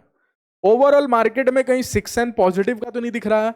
देखो यहां से माइनस और यहां से प्लस, 6n और प्लस में 3 माइनस का 5 अंदर अंदर -2 बना, उधर माइनस से टकरा के +2 हो गया, तो 6n + 2 हुआ। अब 6n + 2 में आपको mth टर्म की वैल्यू दिया हुआ है 164। ओके, तो ये n किस चीज को रिप्रेजेंट कर रहा है? n टर्म्स को, मतलब नंबर ऑफ टर्म्स को। कौन से टर्म की बात कर रहे हो? तो n की जगह मेरे को m रख लेना चाहिए, क्योंकि m टर्म की बात कर रहे हो। तो 6m प्लस में 2 = 164, तो 6m की वैल्यू 162, तो m की वैल्यू 162 डिवाइडेड बाई 6 कर लोगे, 6 2 = 12 और 12 4 6 7 = 42, 27 है क्या कोई ऑप्शन? ऑप्शन नंबर बी, ठीक। चलिए अगला क्वेश्चन। अगला क्वेश्चन क्या बोल रहा है? सम ऑफ फर्स्ट 4 टर्म्स, ये तो डायरेक्ट नोट्स का क्वेश्चन ही दिख रहा है मेरे को। Sum of first 4 terms of an arithmetic progression is 56, तो S4 की वैल्यू दिया हुआ है 56, ठीक है। ओके, ठीक।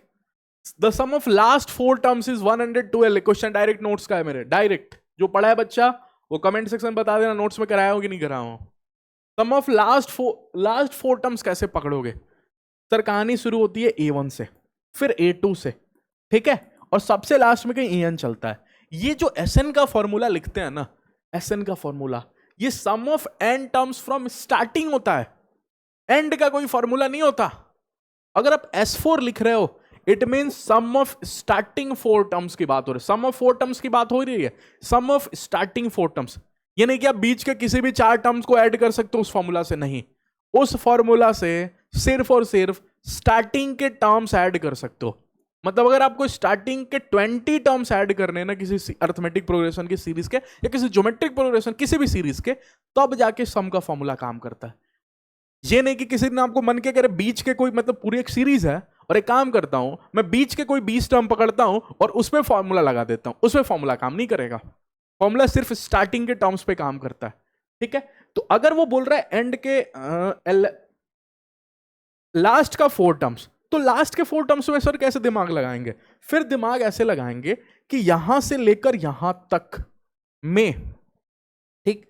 अगर मान लो ये लास्ट के मेरे 4 टर्म्स है, ये लास्ट के मेरे 4 टर्म्स है, ये यहां से यहां तक मेरे लास्ट के 4 टर्म्स है, तो कितने लोगों को समझ में आ गया? सर ये पूरे में से, पूरे तीर में से ना इस तीर को हटा दो, इस पूरे एरो में से इस एरो को हटा दूंगा तो यही एरो बचेगा ना।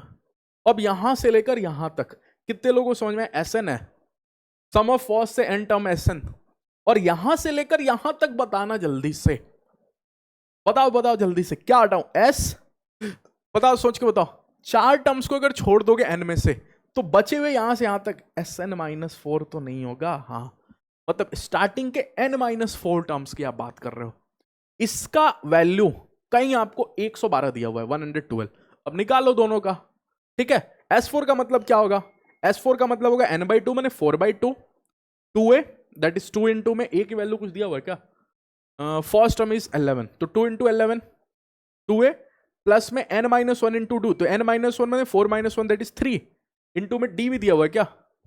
नंबर ऑफ टर्म्स मैंने n की वैल्यू पूछा हुआ है, d तो नहीं दिया हुआ है। Common difference is not given, हाँ ओके ठीक है।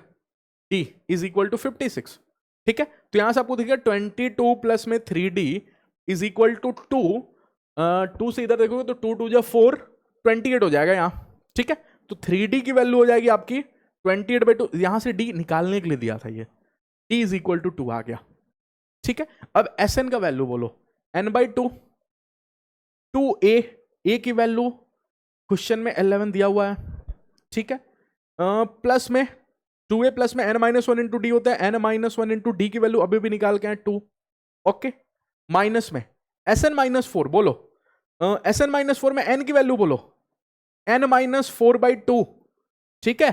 2a की वैल्यू तो इसके लिए भी 11 ही होगा ना, हाँ फर्स्ट टर्म, प्लस में n-1 इंटू डी, तो n कितना है? n-4 -1 n-1 इंटू डी मतलब 2 इज इक्वल टू 112। अब इस पूरे इक्वेशन में थोड़ा ध्यान से देखना, n यहां पे दिख रहा है, n यहां पे, सिर्फ n ही एक वेरिएबल है, n is the only variable. तो इसको सॉल्व करना आपका काम है, और आंसर लेके मेरे को एक क्वेश्चन बस दे रहा हूं, कमेंट सेक्शन में आंसर बता देना, टाइम मेंशन करके आंसर बता देना कौन सा ऑप्शन सही है। सॉल्व कर लो, कोई बड़ी बात नहीं है। यहां से देखो एन में एक इक्वेशन आएगा, क्वाड्रेटिक इक्वेशन आएगा हालांकि, क्योंकि यहां से भी आपको दिख रहा है एन और एन मल्टीप्लाई में, ठीक है।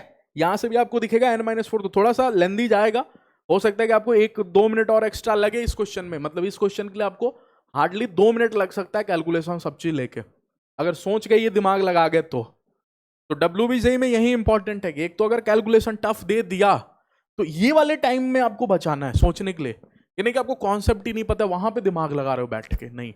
WBJ में ऐसे क्वेश्चन को टच भी नहीं करना जिसका कॉन्सेप्ट आपको नहीं पता, पछताओगे, सच में बता रहा हूं। वही क्वेश्चन को सॉल्व करना स्टार्ट करना ना, जो क्वेश्चन का कॉन्सेप्ट आपको पता है, या जो क्वेश्चन आपको देखा देखा लग रहा है ऐसा क्वेश्चन किया हुआ हूं, न्यू क्वेश्चंस को से बचना, ठीक है। WBJ पेपर अटेम्प्ट की स्ट्रेटजी का वीडियो लाऊंगा ना, तो उसमें मैं आपको समझा दूंगा सब कुछ, लेकिन अभी यही समझा रहा हूं कि जितना ज्यादा नए क्वेश्चन से बचोगे WBJ एग्जाम, उतना आपके लिए फायदा होगा, ठीक है।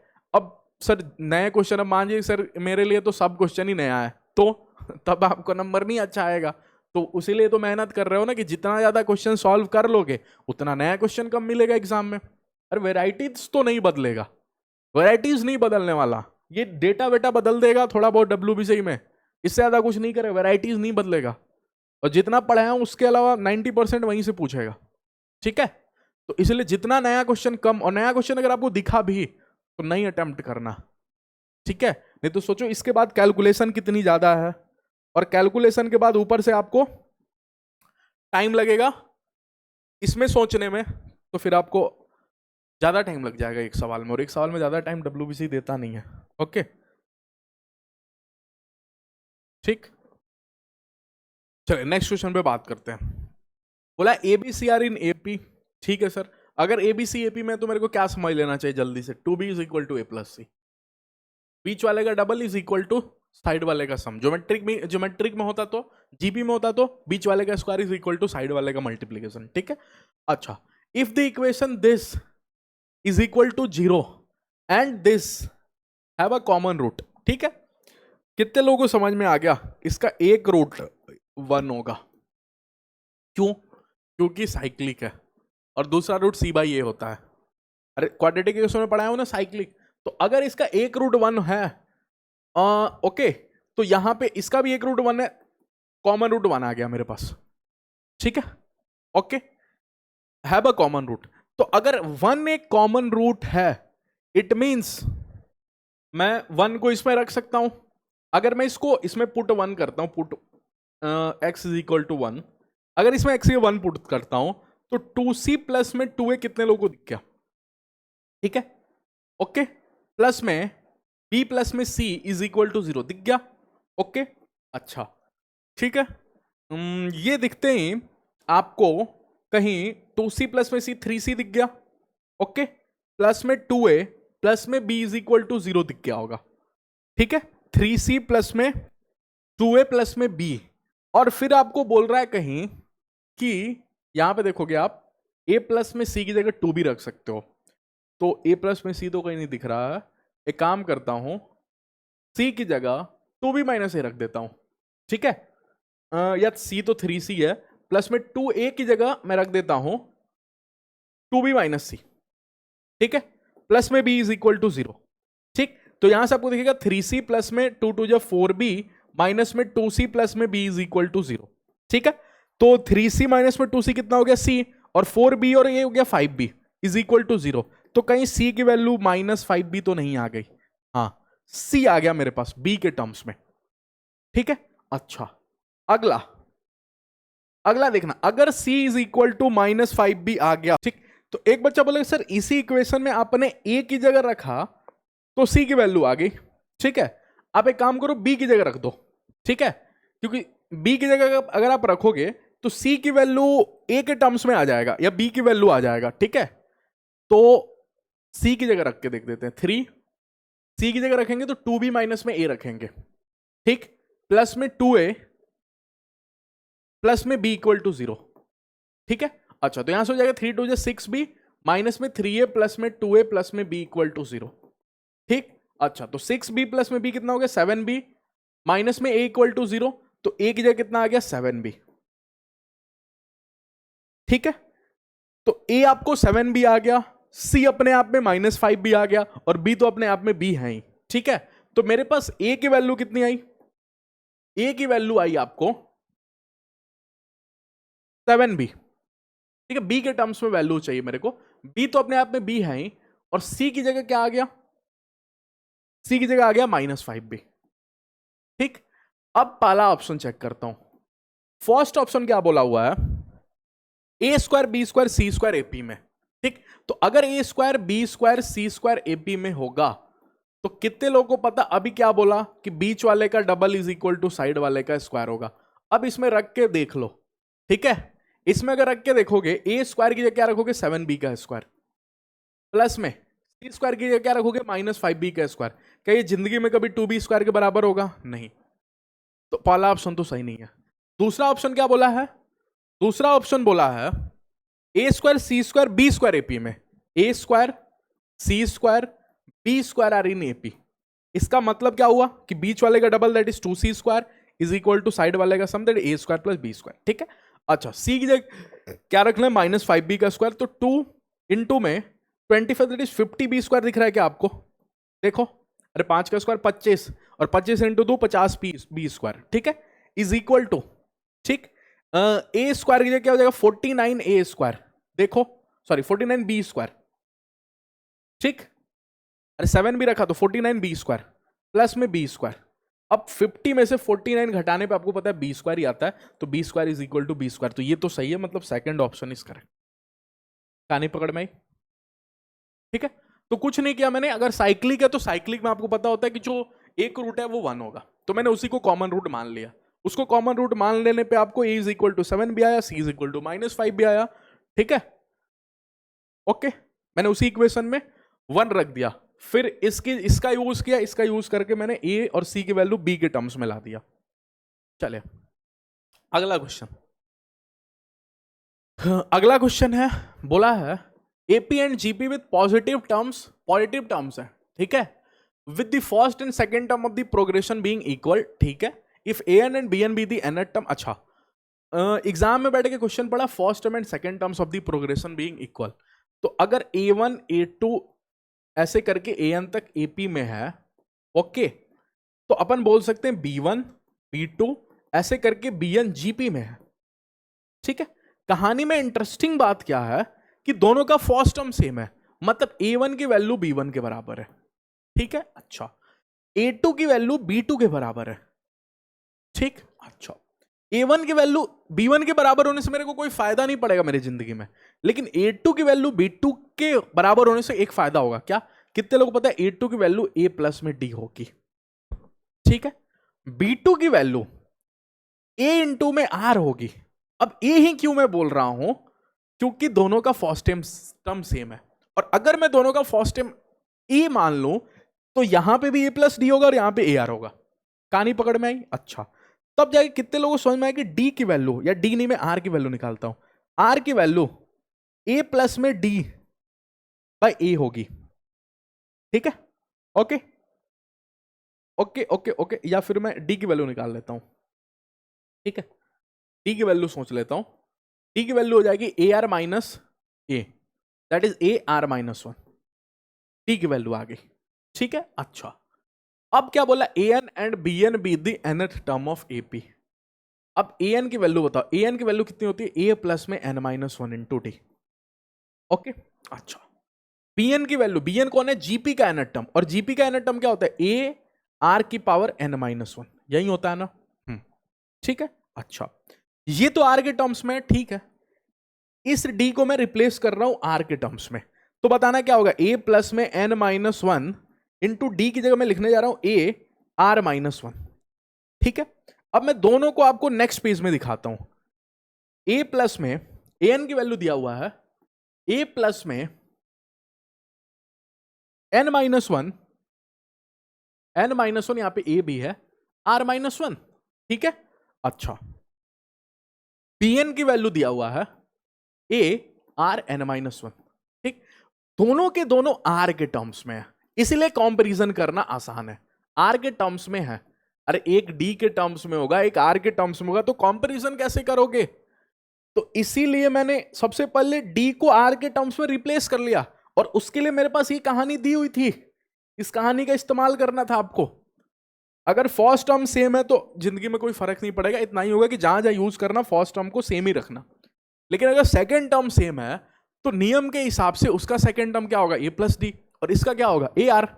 तो मैंने आर को खट से डी को खट से आर के फॉर्म में सोच लिया, ठीक है, ताकि यहां पे दोनों की जब तक चीजें दिखने में सब दोनों टर्म्स सेम नहीं होगा तब तक कैसे आप कंपेयर करोगे, ठीक है। इसमें डी होगा इसमें आर होगा तो आप कंपेयर ही नहीं कर पाओगे। अब मेरे को सोच के बताना, यहां पे चीजें आर के टर्म्स में इंक्रीज कर रहा है, ठीक है, लेकिन लीनियरली इंक्रीज कर रहा है। यहां पे देखो लीनियरली इंक्रीज कर रहा है, और वहां पे सेम चीज आपको एक्सपोनेंशियल इंक्रीज कर रहा है। अब आपको पता है कोई भी चीज लीनियरली इंक्रीज करे और एक्सपोनेंशियल बड़ा कौन होता है, एक्सपोनेंशियल वाला। एक बच्चे को ऊपर ऊपर से बात चला गया लीनियर और एक्सपोनेंशियल वाला, तो मैं बोल रहा हूं रुको थोड़ा, क्या बोल रहा है, n ग्रेटर देन 2 पे, तो n ग्रेटर देन 2 पे कोई भी वैल्यू रख के सोच लो। अगर आप n इज इक्वल टू 3 रखोगे और रखो n is equal to 3, an में हो जाएगा a प्लस में a, 3 रखते ही हो जाएगा 3 माइनस 1 2a, r माइनस 1, ठीक है।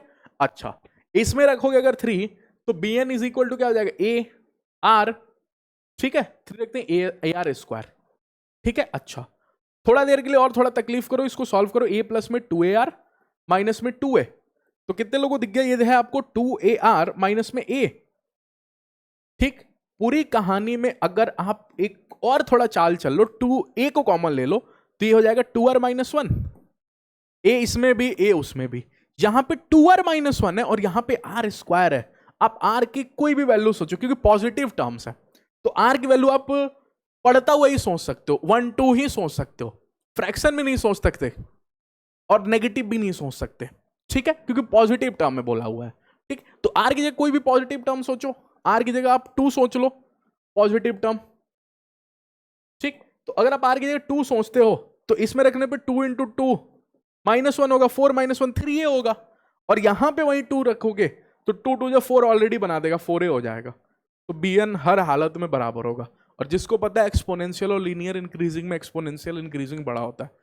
अरे किसी को लीनियरली इंक्रीज करोगे 2 इंटू 2 और 2 स्क्वायर करोगे, सॉरी 2 इंटू 3 करोगे 6 होगा, इन 2 क्यूब कर दोगे तो 8 हो जाएगा। तो एक्सपोनेंशियल ज्यादा इंक्रीज करता है लीनियर के कंपेरिजन में, तो इसीलिए bn should be greater than an। और इतना बात समझ नहीं आया तो वैल्यू पुट करके रख के देख लो, ओके। चलिए नेक्स्ट क्वेश्चन। तो सीक्वेंस सीरीज से काफी अच्छा नंबर ऑफ क्वेश्चन देखने के लिए मिलता है आपको एग्जाम में। देखो अभी भी आपके पास, अभी भी मेरे पास बहुत सारे क्वेश्चंस हैं, ठीक है, 3 4 5 क्वेश्चन और है, ओके। चलिए जिसमें ये क्वेश्चन इंटरेस्टिंग है, देखना। इस क्वेश्चन की खास बात क्या है कि सबसे पहले बोला alpha 1 alpha 2 alpha n are in AP with a common difference theta 2। तो कितने लोगों को पता चल गया अल्फा 2 माइनस अल्फा 1 की वैल्यू थीटा दे रहा है सर, ये इस लाइन से मैंने लिख दिया, ठीक है। अब सम ऑफ द सीरीज ये दिया हुआ है, ठीक, और नीचे बात साइन कॉस सेक कोसेक में कर रहा है, ऑप्शन भी मैं देखूंगा, ठीक। तो क्यों ना मेरा काम ये बनना चाहिए सर सेक को मैं कॉस अल्फा 1 लिख लूं, हाँ, इनटू में सर इसको कॉस अल्फा 2 लिख दूं। एक बच्चे ने पूछा मेरे से सर क्यों सेक को कॉस लिखना है, आपको सपना आया, नहीं आया सपना, मैंने ऑप्शंस भी देखा, यानी तो फायदा होता है एग्जाम में बैठ के आपको ऑप्शन भी देखना पड़ता है, नहीं कि सिर्फ क्वेश्चन देख रहे हो, नहीं ऑप्शन के अकॉर्डिंग खेलो, ठीक। कई बार आपको ऑप्शन ही हिंट दे देता है कि कैसे आपको आगे बढ़ना चाहिए। कॉस अल्फा 2 इंटू 1 अपॉन में कॉस अल्फा 3, अगला रास्ता आपको कई बार ऑप्शन देगा, कई बार, ये मेरा बात ध्यान रखना बिल्कुल। अल्फा 1 n माइनस 1 है ना, हाँ, n माइनस 1 इंटू में 1 अपॉन में cos alpha n, okay, is equal to K. अब इसकी बात करोगे तो ये भी सर अपना असली रूप में आएगा ना, हाँ, साइन और कॉस में, क्यों, क्योंकि ऑप्शन ही वैसा मेरा दिया हुआ है, मेरी कोई गलती नहीं सर, ऑप्शन ही। अब ये क्वेश्चन देखो बिना ऑप्शन वाला रहता तो थोड़ा मुश्किल रहता कि ऐसा सोच पाना, लेकिन अगर ऑप्शन वाला है तो मुश्किल नहीं है, ठीक है। अच्छा ठीक, okay okay okay okay okay. अब सुनना, थोड़ा दिमाग लगाना, अल्फा 2 माइनस अल्फा 1 का क्या यूज करूं, ठीक है, यहां तक तो कहानी पकड़ में आ रहा है। इसकी मल्टीप्लाई भी मैं सर सोच लिया cos alpha 1 into cos alpha 2, यही होगा इसकी मल्टीप्लाई, थोड़ा अच्छे से देख रहा हूं। और बच्चा फील रहा है cos alpha 1 into cos alpha 2 कहीं तो देखा देखा लग रहा है, ठीक है, साइन ए माइनस बी के फॉर्मूले में या कॉस ए माइनस बी के फॉर्मूले में मैं देख लूंगा। ठीक है, अच्छा ओके ओके ओके, एक काम करता हूं, मैं alpha two minus alpha one को इंट्रोड्यूस कर देता हूं। अगर alpha two minus alpha one को इंट्रोड्यूस करूं और बच्चा सोच रहा है कॉस के साथ करूं या साइन के साथ करूं, तब उसको ऊपर नजर आएगा साइन। यहां पे देखो ऊपर साइन दिख रहा है और नीचे कॉस दिख रहा है। मेरा भी सर नीचे कॉस तो दिख रहा है लेकिन ऊपर साइन नहीं दिख रहा। तो मैं काम करूंगा, मैं साइन थीटा से मल्टीप्लाई डिवाइड करूंगा, और अगर थीटा से मल्टीप्लाई डिवाइड मैंने अल्फा माइनस अल्फा वन, यहां मैंने अल्फा माइनस अल्फा वन लिखा लेकिन यहां बाहर मैंने साइन थीटा की मल्टीप्लाई कर दी। ठीक, okay, one upon sine theta theta लिख रहा हूं, मैंने साइन थीटा की डिवाइड की और साइन थीटा की मल्टीप्लाई की। सब में करना पड़ेगा ना सर? हाँ, मतलब यहां cos alpha two into cos alpha three. हाँ, लेकिन चालाकी से अगर मैंने यहां साइन थीटा की मल्टीप्लाई की तो यहां वाला थीटा मेरा alpha three minus alpha two हो जाएगा। एक बच्चा पूछेगा क्यों, मैं बोलूंगा कॉमन डिफरेंस डी है, तो alpha two minus alpha one ने सिर्फ जिम्मेदारी लिया हुआ है क्या कि मैं डी बनूंगा? नहीं, हर दो कॉन्जुगेटिव टर्म्स का डिफरेंस थीटा होगा। माने alpha three minus alpha two भी थीटा होगा। हाँ, alpha four minus alpha three भी थीटा होगा। हाँ, हर दो कॉन्जुगेटिव टर्म्स का डिफरेंस थीटा। तो इसलिए मैंने बाहर दो वन अपॉन साइन थीटा लिख दिया, लेकिन यहां मैं चालाकी करूंगा, अगर नीचे अल्फा टू अल्फा थ्री है तो इन दोनों का डिफरेंस भी alpha three minus alpha two लिखूंगा। ठीक है, ऐसे ही चलते हुए सबसे लास्ट में कितने लोगों को समझ में आ गया कि सर यहां पे आप alpha N minus alpha one लिखोगे कॉस अल्फा एन, तो आप यहां भी अपने दिमाग का इस्तेमाल करोगे। Sine alpha N minus one, sorry बड़ा वाला पहले ना, तो अल्फा एन पहले, अल्फा एन माइनस वन ऐसे लिखोगे क्या? हाँ, ऐसे ही लिखूंगा। इधर की पार्टी को ऐसे ही लिखने देते हैं, इसको मेरा काम नहीं है सोचना भी। ठीक है, अच्छा, वन अपॉन में साइन थीटा ये तो रहा ही रहा। ओके ओके ओके, तब तक ये अपना आया तो कुछ तो काम करेगा ना, अपना फॉर्मूला तो लिखवाएगा। हाँ, अब sine alpha two minus alpha one का फॉर्मूला क्या होता है? Sine A into cos B, that is sine alpha two into cos alpha one. Sine में साथ साथ खेलते हैं साइन और कॉस, फॉर्मूला में आपको ट्रिग्नोमेट्री में सिखाया था। बीच में माइनस तो यहाँ पे सेम साइन होता है, सौ से साइन, सौ से सेम साइन, तो यहां पर हो जाएगा cos alpha two into cos alpha one. Okay, upon में नीचे देखना, cos alpha one into cos alpha two. ठीक है, अच्छा, प्लस में कितने लोग समझ में आ गए? यहां भी sir as it is alpha three into cos alpha two, minus में cos alpha three into sine alpha two. ठीक है, अपॉन में नीचे आपको cos alpha two into cos alpha three. ठीक है, अच्छा, यहां पे देखूंगा तो यहां पर हो जाएगा sine alpha N into cos alpha N minus one. Okay, minus का आपको कॉस अल्फा एन इंटू में sine alpha N minus one. Okay, और नीचे मल्टीप्लाई में आपको चल रहा है cos alpha N minus one into cos alpha N. Okay, उम्मीद है आपको ये समझ में आ गया होगा कि अगर सर इनको सेपरेट आउट करोगे यहां से तो आपको दिखेगा कॉस अल्फा वन वन खत्म, यहां से दिखेगा कॉस अल्फा टू खत्म, तो यहां साइन अल्फा टू अपॉन में cos alpha to, that is tan alpha two दिखेगा आपको, टैन अल्फा टू दिखा आपको।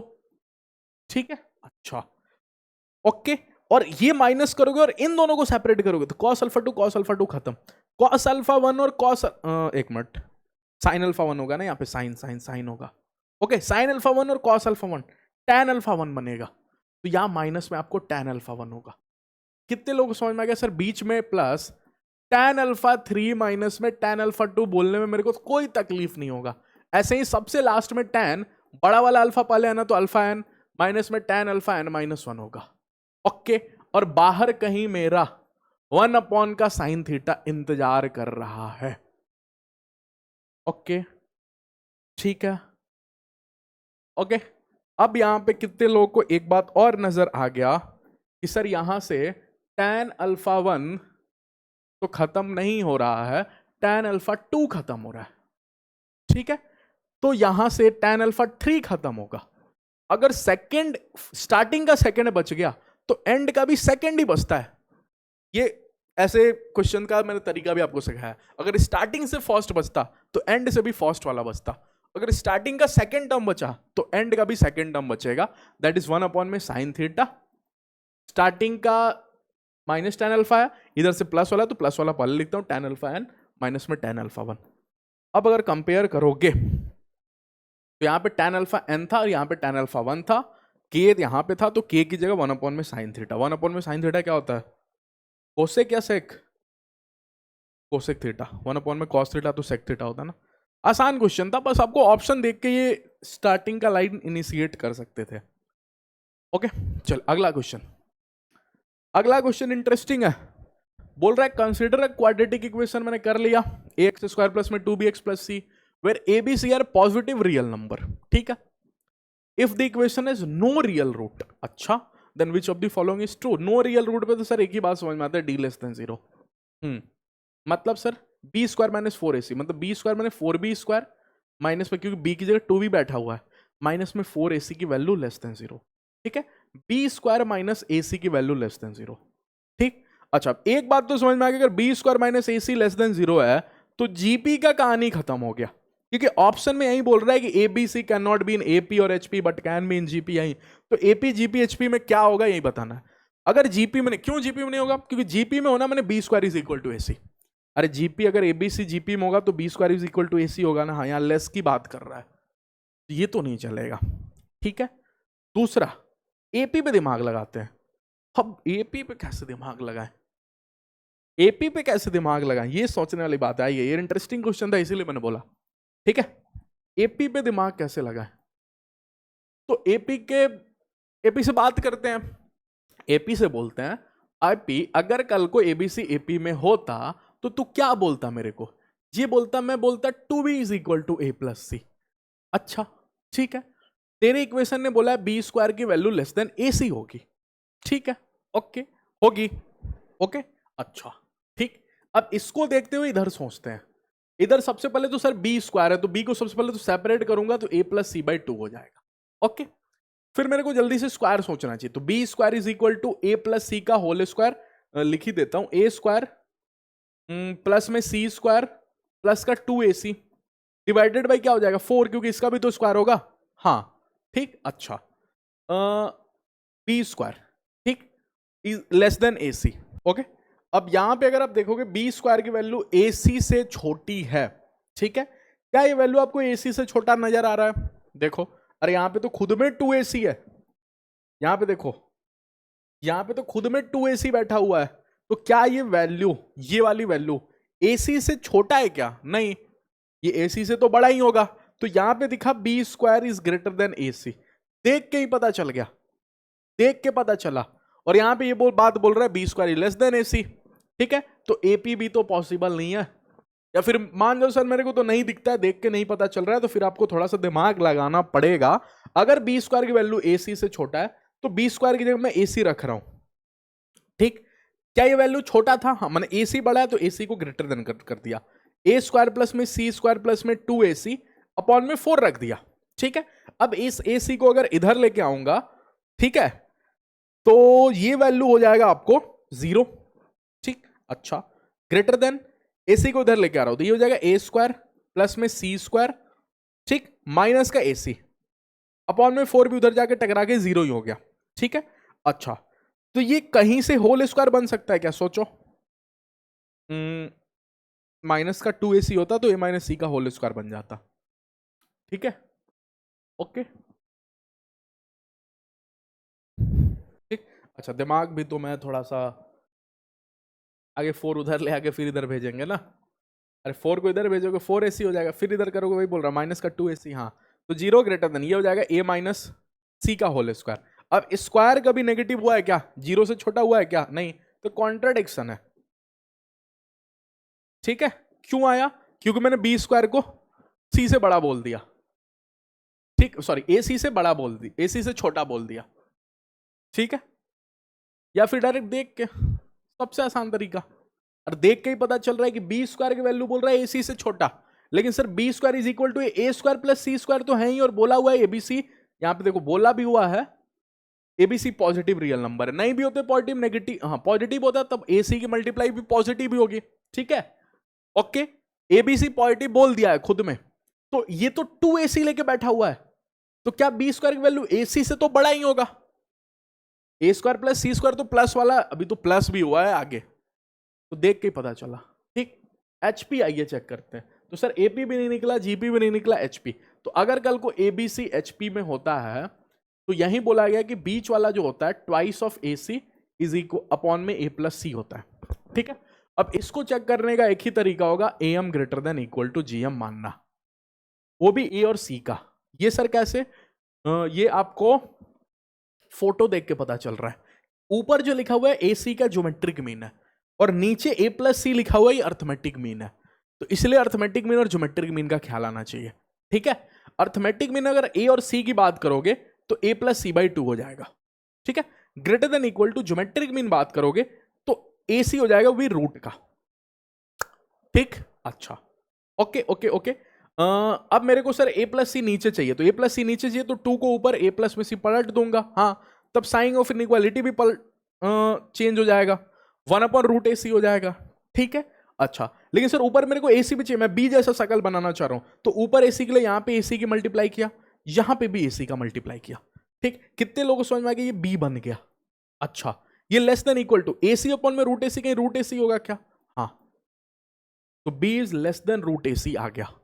हालांकि यहां पे इक्वल भी आया लेकिन लेस देन भी तो आया ना, तो लेस देन और इक्वल टू होता है, तो जिस दिन लेस देन होगा उस दिन तो एचपी होगा, तो इसलिए correct option is ABC can not be in AP और एचपी, ये तो गलत हो गया। ABC can not be in GP और एचपी, बट ये भी गलत हो गया। ABC can not be in AP और GP but can be in HP, ठीक है। बट इन एचपी अगर सिर्फ लिखा होता ना तो ये वाला ऑप्शन भी गलत होता। कैन बी इन एचपी का मतलब क्या? एचपी में हो सकता है, जीपी में तो बिल्कुल नहीं हो सकता, ठीक है, क्योंकि B square is equal to A C ही होता है जीपी में, और यहां पे B square minus A C less than 0 है, तो जीपी तो बिल्कुल नहीं हो सकता, एपी भी बिल्कुल नहीं हो सकता, कंट्राडिक्शन में फंस जा रहा है। वो बोल रहा है B square less than A सी और मेरे को दिख रहा है B square greater than A सी, तो एपी तो बिल्कुल नहीं हो सकता। बट एचपी में उस दिन हो सकता है ना जिस दिन M greater than equal to GM में ग्रेटर देन और इक्वल टू पढ़ते हैं, जिस दिन ग्रेटर देन वाला साइन सिर्फ चलेगा उस दिन मेरा एम ग्रेटर देन जीएम में B square less than root A C possible होगा, और यही बात तो बोल भी रहा है ना, B is less than root A C, ठीक है। तो कैन बी इन एचपी इसलिए लिखा हुआ है कैन बी इन एचपी। पूरी तरह से अपन कंफर्म नहीं बोल सकते कि एचपी में होगा, हाँ, बट एचपी में हो सकता है, उस दिन हो सकता है जिस दिन लेस देन इक्वल टू 0 में सिर्फ लेस देन चलेगा, इक्वल टू वाला नहीं होगा, ओके। तो correct option is can be in HP. चलिए ये क्वेश्चन देखते हैं। कितने लोगों ने देखा positive real number minimum value, इसकी मिनिमम वैल्यू पूछा है। मिनिमम मैक्सिमम के क्वेश्चन में क्या सिखाया था? A M greater than equal to G M. Element decide करना इंपॉर्टेंट होता है। कितने लोग पता चला यही एलिमेंट है, अगर ये सबका आप ए एम निकालोगे तो A one by A two plus में A two by A three, ऐसे करते हुए A N by A one, कितने टर्म्स है? एन टर्म, तो डिवाइडेड बाई एन। ये हो गया अर्थमेटिक मीन।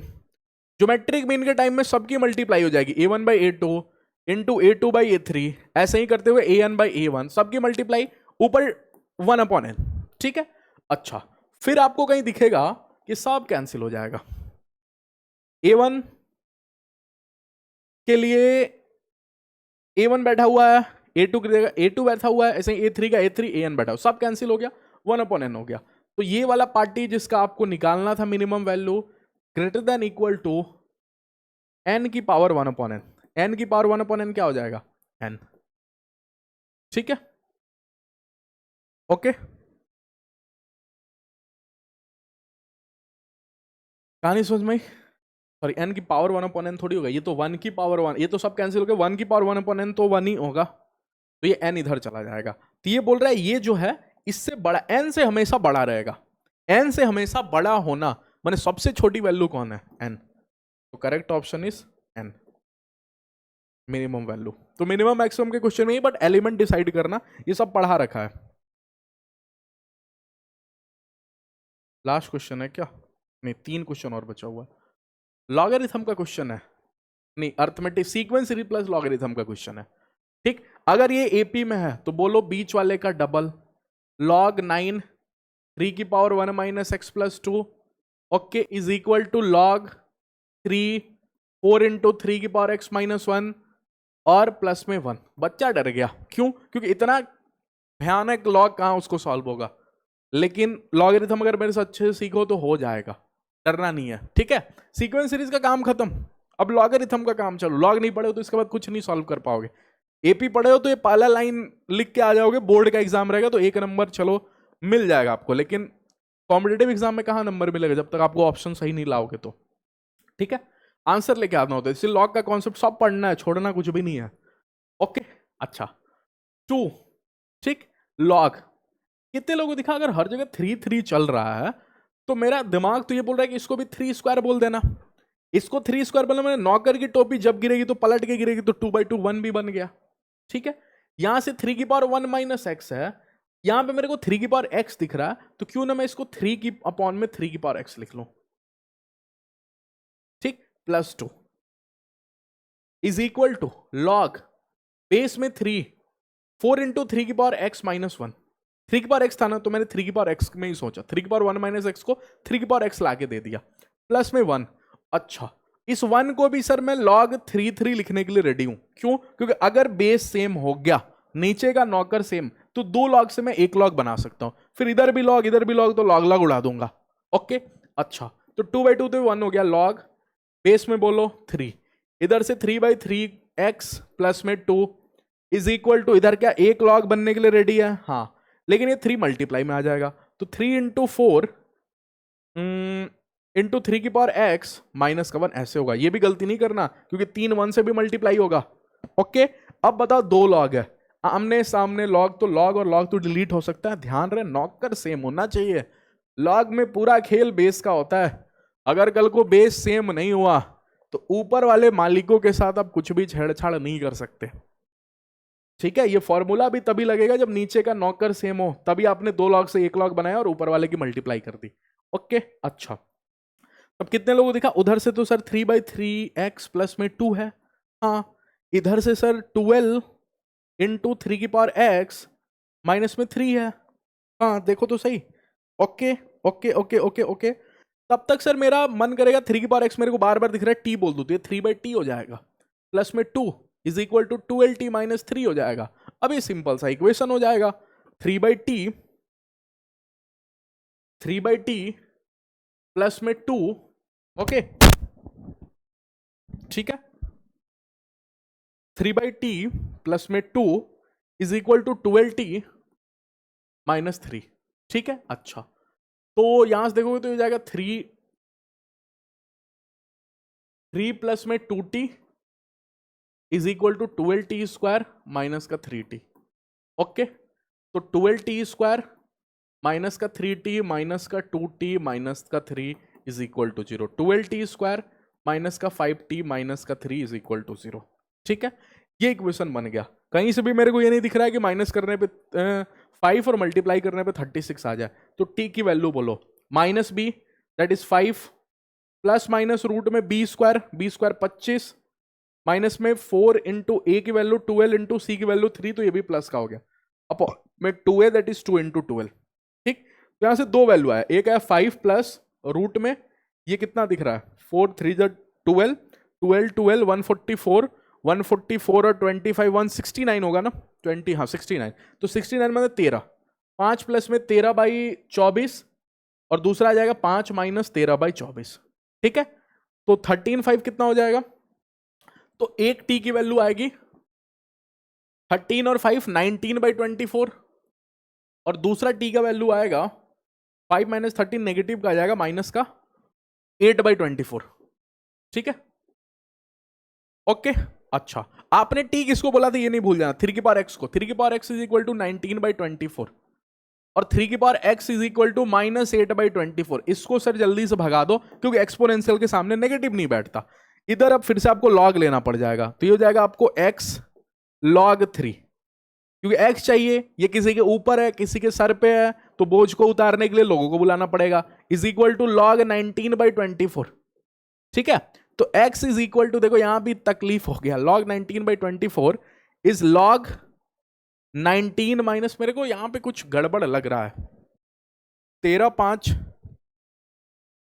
18 होता है, मैंने 19 लिख दिया, वही बोला 18 होगा, 18/24, 18/24 से क्या हो जाएगा 3 6 जा 18, या ऐसे बोल सकते हो, हाँ 3 6 जा 18 फिर 2 3 जा 6, 3/4 हो जा रहा है, ठीक है। 6 3 जा इतनी 6, 3/4 होगा, तो 3/4 होने से यहां भी 3/4 होगा, ठीक है। log 3/4, तो log 3 माइनस log 4, ठीक, अपॉन में log 3, ठीक है। तो अब ये log 3 इसके नीचे डिवाइड होगा, तो log 3 और बेस में भी 3 1 हो जाएगा, और यहां पे log 4 अपॉन में log 3 कितना हो जाएगा, log 4 बेस में 3, तो answer is 1 minus log 4 base 3। कहां गया है भी कि नहीं ऑप्शन, हाँ ऑप्शन नंबर बी। तो लॉगरिथम का कॉन्सेप्ट नहीं पता होता तो नहीं कर पाते। अभी बहुत क्वेश्चन है क्या, 4 क्वेश्चन फिर जाके थैंक्स आएगा। चलो देख ही लेते हैं, चलो जल्दी जल्दी थोड़ा देखते हैं। एबीसी जीपी में है, लॉग ये एपी में है, then ABC are length of sides of a triangle, ठीक है। एबीसी अगर जीपी में है, ओके, एबीसी जीपी में तो B square is equal to A C, ठीक है। और ये पार्टी एपी में है, ये पार्टी में मैंने twice of log 2b minus twice of log 3c, बीच वाले का डबल मैंने कर दिया, साइड वाले का किनारे वाले का सम कर देता हूं, 3c माइनस में log a, ठीक, प्लस में a माइनस में log 2b, दिख गया आपको, ठीक है। अच्छा अब यहां से कुछ कैंसिल होता हुआ दिख रहा है क्या, देखो तो 2 log 2b, सबको उधर लेके आ जाओ, क्या a ही लिखा हुआ है ना, log a लिखा हुआ, तो वही मैं बोल रहा हूं log a minus log 2b, ठीक है। तो log a से log a डिलीट होता हुआ दिख रहा है, ठीक, ओके।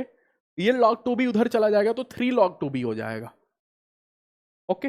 अच्छा, और माइनस का 2 log 3c, इधर माइनस का log 3c चला जाएगा तो माइनस का 3 log 3c दिखेगा, इज इक्वल टू 0 दिखेगा, तो log 2b is equal to log 3c दिखेगा, तो 2b is equal to 3c दिखेगा, तो b की वैल्यू 3c/2 दिखेगा, b की वैल्यू आ गई, लो।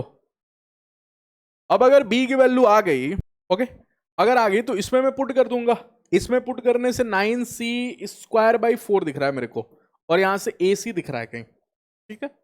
तो c से c डिलीट कर दूं, ओके, तो a की वैल्यू कहीं हो जाएगा 9c/4, ठीक। अच्छा, तो यहां पे आपको a की वैल्यू और b की वैल्यू आ गई, a की वैल्यू कितनी आई, a की वैल्यू आई 9c/4, ठीक है।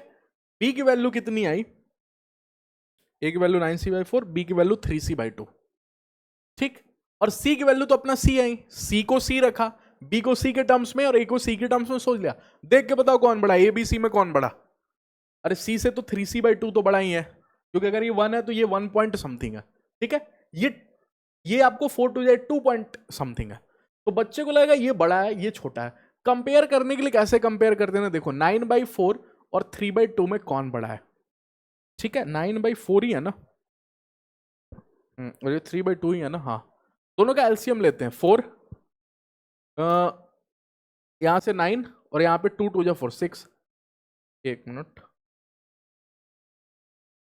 9c/4, ठीक। तो आप ऐसे कंपेयर कर सकते हो, 9 बड़ा कहां से आया, यहां से, तो 9/4 बड़ा, अब देख के भी पता चल रहा है 9/4 इज 2 पॉइंट समथिंग, मतलब फ्रैक्शन को मैंने कंपेयर करना आपको सिखा दिया, बाकी तो देख के भी आपको पता चल रहा है ना 9/4 इज 2 पॉइंट समथिंग, और ये 1 पॉइंट समथिंग, और ये 1 है, तो इसलिए पता चला क्या कि a ग्रेटर है, ठीक है, a ग्रेटर है।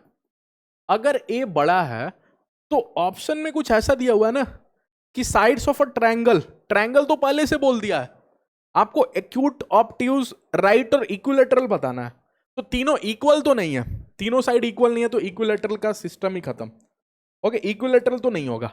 राइट, ऑब्ट्यूज और एक्यूट कैसे पता करते हैं, अगर ए सबसे बड़ा साइड निकल गया तो सबसे बड़ा एंगल पता करते हैं कॉस ए, कॉस ए की वैल्यू क्या हो जाती है, b², ओके, ए को छोड़ के b² प्लस c² माइनस का a² अपॉन में 2a हो जाता है, ठीक है, ठीक, अच्छा सॉरी, a को छोड़ के होता है तो bc, 2bc, अब b की जगह रखो, b की जगह रखोगे 3c/2 तो हो जाएगा आपको 9c²/4, ओके, 9c² बाई 4 हो गया, और c की जगह रखोगे तो c की जगह तो c ही चल रहा है, c² माइनस में a² की जगह रखोगे तो कहीं 81c² बाई 16 तो नजर नहीं आएगा, हाँ, अपॉन में 2bc, ठीक, जिसमें b की जगह भी क्या रखोगे, b की जगह रखोगे 3c/2 इनटू में c।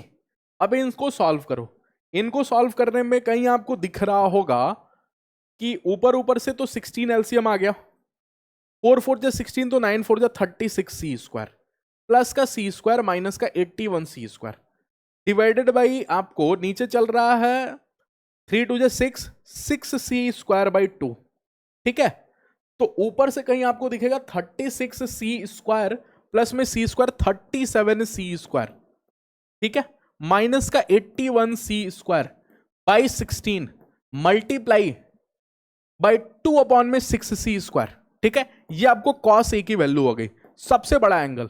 तो सबसे बड़ा एंगल अगर आप ध्यान से देखो तो 2/6c² से तो कोई फर्क नहीं पड़ेगा, क्या ये नेगेटिव है, हाँ, अगर ये नेगेटिव है तो cos A की वैल्यू नेगेटिव है। अगर cos A की वैल्यू नेगेटिव हो गई इसका मतलब A इज ऑब्ट्यूज एंगल, ऐसे। अगर ये सर पॉजिटिव आ जाता तो एक्यूट एंगल, ओके। और अगर 90 डिग्री आ जाता तो इक्वल टू 0 आ जाता तो 90 डिग्री, क्योंकि cos π/2 इज 0, ठीक है, तो राइट एंगल आ जाता। तो इसलिए करेक्ट ऑप्शन इज ऑब्ट्यूज। अरे cos theta negative, cos theta negative कौन से ब्रैकेट में होता है, सेकंड में ना, तो सेकंड में अगर थीटा चल रहा है तो ऑब्ट्यूज ही होगा। After school to college sine होता है ना सेकंड क्वाड्रेंट में पॉजिटिव, cos थीटा नेगेटिव माने थीटा कौन से क्वाड्रेंट में गया, सेकंड क्वाड्रेंट में गया, ठीक है, सेकंड में गया, थर्ड में गया या फोर्थ में गया, ऐसा ही कुछ गया, सेकंड थर्ड या फोर्थ में किसी में भी जाएगा ऑब्ट्यूज एंगल ही बनाएगा, ओके। चलिए, ओके, सॉरी फोर्थ में नहीं जाएगा, सेकंड और थर्ड में जाएगा, क्योंकि फोर्थ में तो कॉस आपको पॉजिटिव ही होता है। तो सेकंड और थर्ड क्वाड्रेंट में थीटा, मतलब अगर आप ऐसे देखोगे सेकंड क्वाड्रेंट में थीटा तो ये, थर्ड क्वाड्रेंट में थीटा तो ये एंगल बनाया, तो ये भी ऑब्ट्यूज ही होता है, ये भी ऑब्ट्यूज ही होता है, ठीक है। चलिए इस क्वेश्चन की बात करते हैं। 1² प्लस में 2² प्लस में ऐसे करते हुए n² की पावर n दिया हुआ है, bn दिया हुआ है, and bn is equal to this, an और bn में कंपेरिजन मांगा है, ठीक। फिर से ऐसा ही टाइप क्वेश्चन, ऐसा टाइप क्वेश्चन शायद एक दिखाया था, ठीक है। इसकी वैल्यू बोलो क्या, n+1 2n+1 अपॉन में 6 और इसकी पावर n दिया हुआ है, ठीक है। अच्छा, और bn की वैल्यू कहीं दिया हुआ है n की power n into n factorial, ठीक, और ये an है मेरा। अब एक ही काम कर सकते हैं, वैल्यूज पुट कर करके देख सकते हैं।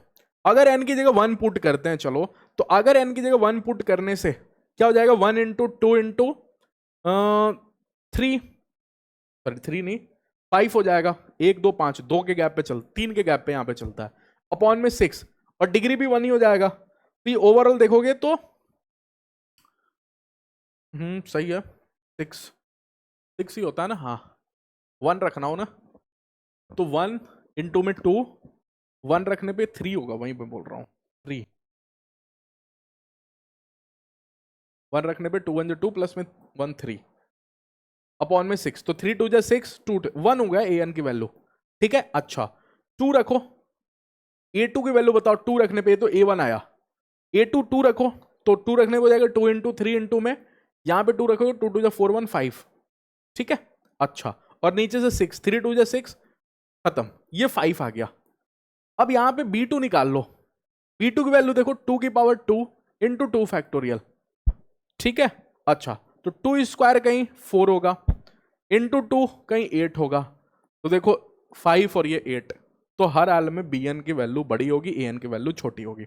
बाकी 3 पे भी रखोगे तो वही कहानी होगा, ओके, ठीक है। तो रख के ही आप चेक करना, बाकी क्या ही ऑप्शन है इसमें, आसान क्वेश्चन था। चलिए ये देखते हैं question. In a certain test there are n question है। इन दिस टेस्ट 2 की पावर n-1 students give wrong answer to at least questions where i is equal to this, if the total number of wrong answer given is this, then question समझना ध्यान से। क्या बोला है कि in this test total question कितने हैं, total question है सर मेरे पास n, टोटल n क्वेश्चन है, ठीक, जिसमें बोल रहा है टू की power n minus I students जो हैं, students give wrong answers, give wrong answer to at least I question. ठीक है, अच्छा, जिसमें आई की वैल्यू बोला हुआ है। If the total number of wrong answer is 2047 दिन। ओके, अगर मैं बात करने जाऊंगा आई इज इक्वल टू 1 पे, तो आई इज इक्वल टू 1 का क्या मतलब होगा सुनना, टू की पावर n माइनस 1, यही होगा। हाँ, टू की पावर n माइनस 1 स्टूडेंट्स जो है ना, students give at least 1 wrong answer, ये इसका मतलब होगा। मतलब इतने स्टूडेंट्स थे जो एक क्वेश्चन गलत कर रहे हैं।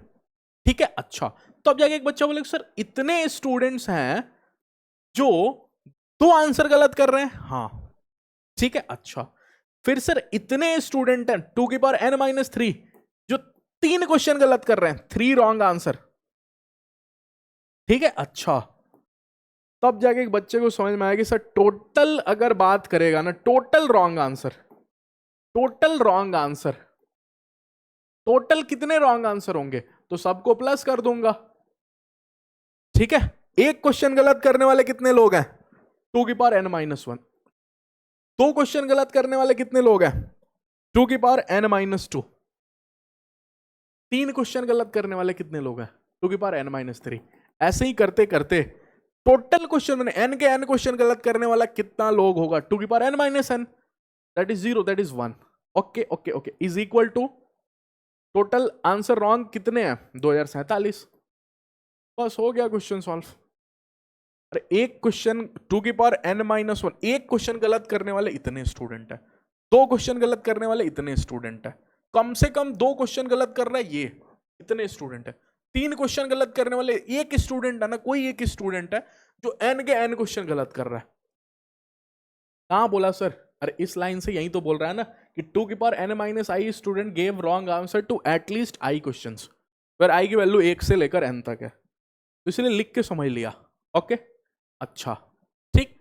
अब एक जीपी है सर, लेकिन इस जीपी में परेशानी ये है कि अगर आप इधर से देखोगे तो a की वैल्यू टू की पावर n माइनस 1 चलेगी और r की वैल्यू कहीं 1/2 चलेगी। देखो, टू की पावर n माइनस 1 अपॉन में टू की पावर n माइनस 2 देखोगे तो 1/2 ही होगा ना। ओके, ठीक है,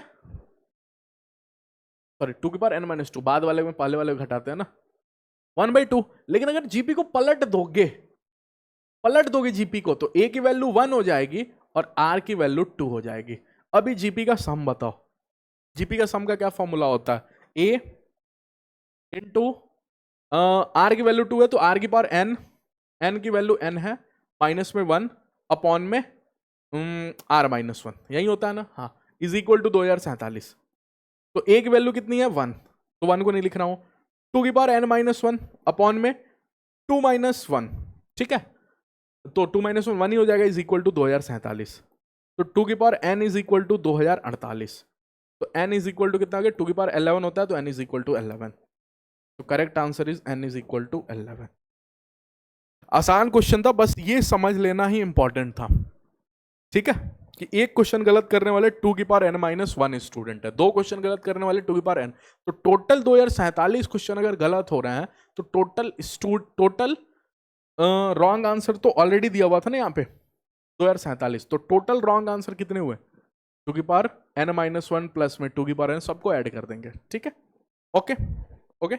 अब इस क्वेश्चन में एक बच्चे को डाउट कहां आ सकता है कि सर आपने इस साइड टोटल रॉन्ग आंसर लिखा 2047 और इस टाइम टोटल बच्चे ऐड कर दिया। नहीं, देखो, एक क्वेश्चन गलत इतने बच्चे कर रहे हैं तो इतने रॉन्ग आंसर्स आपके पास मार्केट में आए उस क्लास में, नहीं समझ में आया, एक मिनट। ओके, अगर मैं टू की पावर n माइनस 1 स्टूडेंट्स ऐसे हैं जो कम से कम एक क्वेश्चन गलत कर रहे हैं, तो टू की पावर n माइनस 1 मेरे पास गलत क्वेश्चन आया, 2 क्वेश्चन गलत करने वाले इतने स्टूडेंट्स हैं, कम से कम 2 क्वेश्चन गलत करने वाले, तो इतने और मेरे पास गलत आंसर आ गया। ठीक है, टू की पावर n माइनस 3 3 क्वेश्चन गलत करने वाले इतने स्टूडेंट हैं जिन्होंने 3 क्वेश्चन गलत कर दिया। ठीक है, एन क्वेश्चन था किसी टेस्ट में, अरे कोई एक टेस्ट पेपर था जिसमें एन क्वेश्चंस था, ठीक, ओके। इतने बच्चे थे जो उस पूरे टेस्ट पेपर में कम से कम एक क्वेश्चन गलत है, तो टोटल मेरे पास रॉन्ग, ऐसे बोलो रॉन्ग ओएमआर कितने आए, इतने रॉन्ग ओएमआर आए, ठीक है, जिसमें एक क्वेश्चन गलत था। इतने ओएमआर आए जिसमें कम से कम 2 क्वेश्चन गलत था। इतने ओएमआर आए जिसमें कम से कम 3 गलत क्वेश्चन था, 3 गलत आंसर था, सॉरी, ठीक है। तो टोटल रॉन्ग आंसर मेरे पास जो आया ना 2047 आया। तो क्या इतने बच्चे भी होंगे जिन्होंने गलत आंसर दिया हुआ है, गलत ओएमआर दिया हुआ है, ठीक है। तो कितने, ये सबका ऐड, क्योंकि ये गलत वाले बच्चे हैं, ठीक है, ओके। तो इतने ही गलत ओएमआर भी मेरे पास आएगा। ये कहानी क्लिक की, नहीं तो एक बच्चा यहां पे कंफ्यूज हो जाता है कि सर यहां पे आप क्वेश्चंस को डील कर, आंसर को रख रहे हो और उधर आप टोटल बच्चों को रख रहे हो। 3 रॉन्ग आंसर, 2 रॉन्ग आंसर, ठीक है।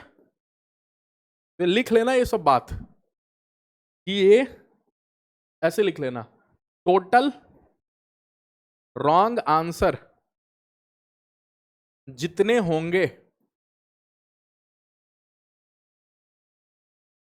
उतने टोटल रॉन्ग आंसर देने वाले बच्चे भी होंगे। या ये भी आप बोल सकते हो टोटल रॉन्ग ओएमआर भी उतनी आएगी, ओएमआर भी उतनी होगी। क्वेश्चन को ओएमआर से भी बोल सकता था, जैसे कि मैंने साथ पीएनसी में भी ऐसा टर्म यूज किया हुआ है, ठीक है, लेकिन ये पीएनसी का क्वेश्चन नहीं था, सीक्वेंस सीरीज का क्वेश्चन था, ओके। चलिए ये क्वेश्चन आसान है। Let x1 x2 be the roots of this, okay, x3 x4 roots हैं इसके, ओके। बोला हुआ कि x4 की वैल्यू x3 ये बड़ी है, ये जीपी में x1 x2 x3 x4 are in GP, then A B equals to, ठीक है। अच्छा, अगर इसके रूट x1 और x2 हैं तो कितने लोग समझ में आ गए, x1 प्लस x2 की value sum of root is equal to minus B by A 3 होगा, ठीक है। Product of root x1 into x2 A होगा, ठीक है। अच्छा, इसकी बात करोगे तो x3 प्लस में x4 की वैल्यू बोलो 12 होगा, ओके। और x3 इंटू x4 की वैल्यू कहीं आपको b होगा। सामने वाला आपसे ए बी मांग रहा है, मतलब आपसे x1 into x2 into x3 into x4 की वैल्यू मांग रहा है, ठीक है। अच्छा, is equal to A B, तो मेरे पास चारों नंबर लेके आना पड़ेगा, ठीक। कहानी में ये बात बोला कि x1 x2 x3 x4 GP में है, तो इससे मेरे को क्या पता चलेगा, x1 x2 x3 x4 are in GP, ठीक। तो अगर ये जीपी में है तो पहला टर्म ए है तो दूसरा ए आर होगा, तीसरा ए आर स्क्वायर होगा, चौथा ए आर क्यूब होगा, ठीक है। अच्छा, अगर ऐसा है तो मैं इसकी जगह a प्लस में ए आर लिख दूं इज इक्वल टू 3, हाँ, तो a 1 प्लस में आर, या फिर a 1 प्लस में आर नहीं लिखता, a प्लस में ए आर ही रहने देता हूं, ठीक है। मेरे को a और r की वैल्यू अगर आ गए तो मैं तो चारों नंबर्स भी बता सकता हूं। अरे अगर a और r की वैल्यू आ गई तो चारों नंबर बता दूंगा, चारों नंबर बता देगा तो चारों का प्रोडक्ट ही तो a भी है। तो अगर यहां से a plus A R is equal to 3 है तो x1 is into sorry x3 plus में x4 मतलब ए आर स्क्वायर प्लस में A R cube is equal to 12 है, हाँ। कॉमन क्या आ जाएगा, ए आर स्क्वायर, तो यहां से हो जाएगा 1 प्लस में r इज इक्वल टू 12, और यहां से हो जाएगा a 1 plus r is equal to 3। कितने लोगों को समझ में आ गया, दोनों को डिवाइड ही तो करना है सर। अगर दोनों को डिवाइड करोगे तो ए आर स्क्वायर 1 प्लस में r इज इक्वल टू 12 और डिवाइडेड बाई a 1 प्लस में r is equal to 3 divided इधर 3, ओके। अच्छा, 1 प्लस आर खत्म हो गया, a से a खत्म हो गया, आर स्क्वायर की वैल्यू आ गई 4। अगर आर स्क्वायर की वैल्यू 4 तो आर की वैल्यू प्लस माइनस 2। अच्छा, चूंकि बोल रहा है कि x4 x3 x2 x1 बड़े बराबर सॉरी ग्रेटर देन है, अगर ग्रेटर देन है मतलब इंक्रीजिंग जीपी चल रही है, इंक्रीजिंग जीपी के टाइम में r माइनस 2 पॉसिबल नहीं है, इसलिए r प्लस 2 पॉसिबल होगा, ठीक है। r की वैल्यू प्लस 2 आते ही मैं r को किसी में एक में रख दूंगा, अगर उसमें रखूंगा क्योंकि वही आसान है, r की वैल्यू 2 तो ये हो जाएगा a प्लस में 2a इज इक्वल टू 3, तो a की वैल्यू कितने लोगों को समझ में आ गई 1। अगर a की वैल्यू 1 और r की वैल्यू 2 तो पहला टर्म बोलो 2, ठीक है। दूसरा टर्म बोलो r की वैल्यू 2 ना तो 4, तीसरा टर्म बोलो 8, चौथा टर्म बोलो 16, तो इसकी मल्टीप्लाई कर लोगे क्या? एक मिनट एक मिनट एक मिनट, ए की वैल्यू 1 है ना, ए की वैल्यू 1 है, मैंने 2 लेके सोच दिया।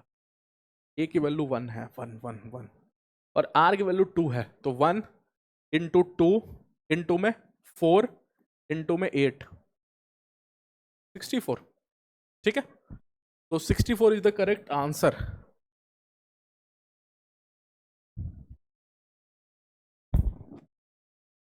ओके,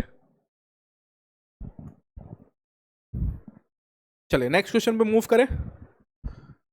अगला क्वेश्चन,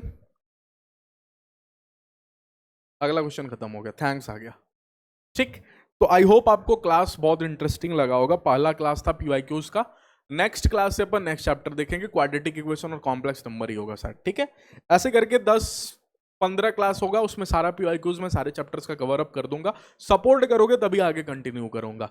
अगर इस वीडियो पे आप लोग कमेंट सेक्शन में ये नहीं बताया कि सर मजा आया पढ़ के, ओके, सपोर्ट नहीं किए, शेयर नहीं किए अपने फ्रेंड्स के साथ, ज्यादा व्यूज नहीं आए, मैं सीरीज बंद कर दूंगा। सच में क्यों बंद कर दूंगा? क्योंकि यार बच्चे पढ़ेंगे नहीं तो मजा नहीं आएगा मेरे को पढ़ाने के। जहां अदर लोग आपको व्यूज के लिए क्या वीडियोस डाल रहे हैं आप देख ही सकते हो, डब्ल्यू से रिलेटेड। वहां मैं अगर दिन रात मेहनत करके अगर आपको पढ़ा रहा हूँ, ये कंटेंट ला रहा हूँ, ऐसा कंटेंट जिससे आपका प्रिपरेशन पे फोकस हो, और आप लोग सपोर्ट नहीं करोगे, आप लोग ऐसे कंटेंट को सपोर्ट करोगे जो कि मतलब कोई हेल्पफुल नहीं है, तो फिर मैं भी तो उसी डायरेक्शन में जाना पसंद करूंगा ना। क्योंकि मेरे को भी तो देखो एट द एंड तो सारे लोगों को यार कुछ ना कुछ रेवेन्यू तो चाहिए ना लाइफ को जीने के लिए, ठीक है। बिना रेवेन्यू के तो पॉसिबल नहीं है, बात तो आप भी मानते हो। आप भी तो पढ़ इसीलिए रहे हो ना कि जाके लास्ट में आप पैसा कमाओ, इसलिए पढ़ रहे हो ना। हाँ, तो अगर सपोर्ट नहीं करोगे, चैनल ग्रो नहीं करेगा, रेवेन्यू मेरे को भी जनरेट नहीं होगा, तो ऑब्वियस बात है मैं भी उन्हीं का कंटेंट फॉलो करूंगा जो बाकी लोग ला रहे हैं। तो अगर वैसा चाहते हो तो सपोर्ट नहीं करना, ऐसे कंटेंट को अगर सपोर्ट करो तो ऐसा ही कंटेंट आएगा। ओके, तो मजा आया होगा तो प्लीज लाइक करना, कमेंट सेक्शन में बताना कैसा लगा आपको क्लास। नेक्स्ट क्लास चाहते हो तो कमेंट सेक्शन में सिर्फ आपको एक ही बात लिखना है, सर नेक्स्ट क्लास सून। ओके, मैं जल्दी से आपको नेक्स्ट क्लास भी पीवाईक्यूज का लेके आऊंगा अगले चैप्टर्स के ऊपर, ठीक है। और बिलीव में ये सीरीज फॉलो करके ना आपका जो प्रिपरेशन है वो बूस्ट जरूर होगा और जरूर मार्क्स आपको अच्छा मिलेगा, ठीक है। चलिए मिलते हैं नेक्स्ट क्लास में। Thank you all of you.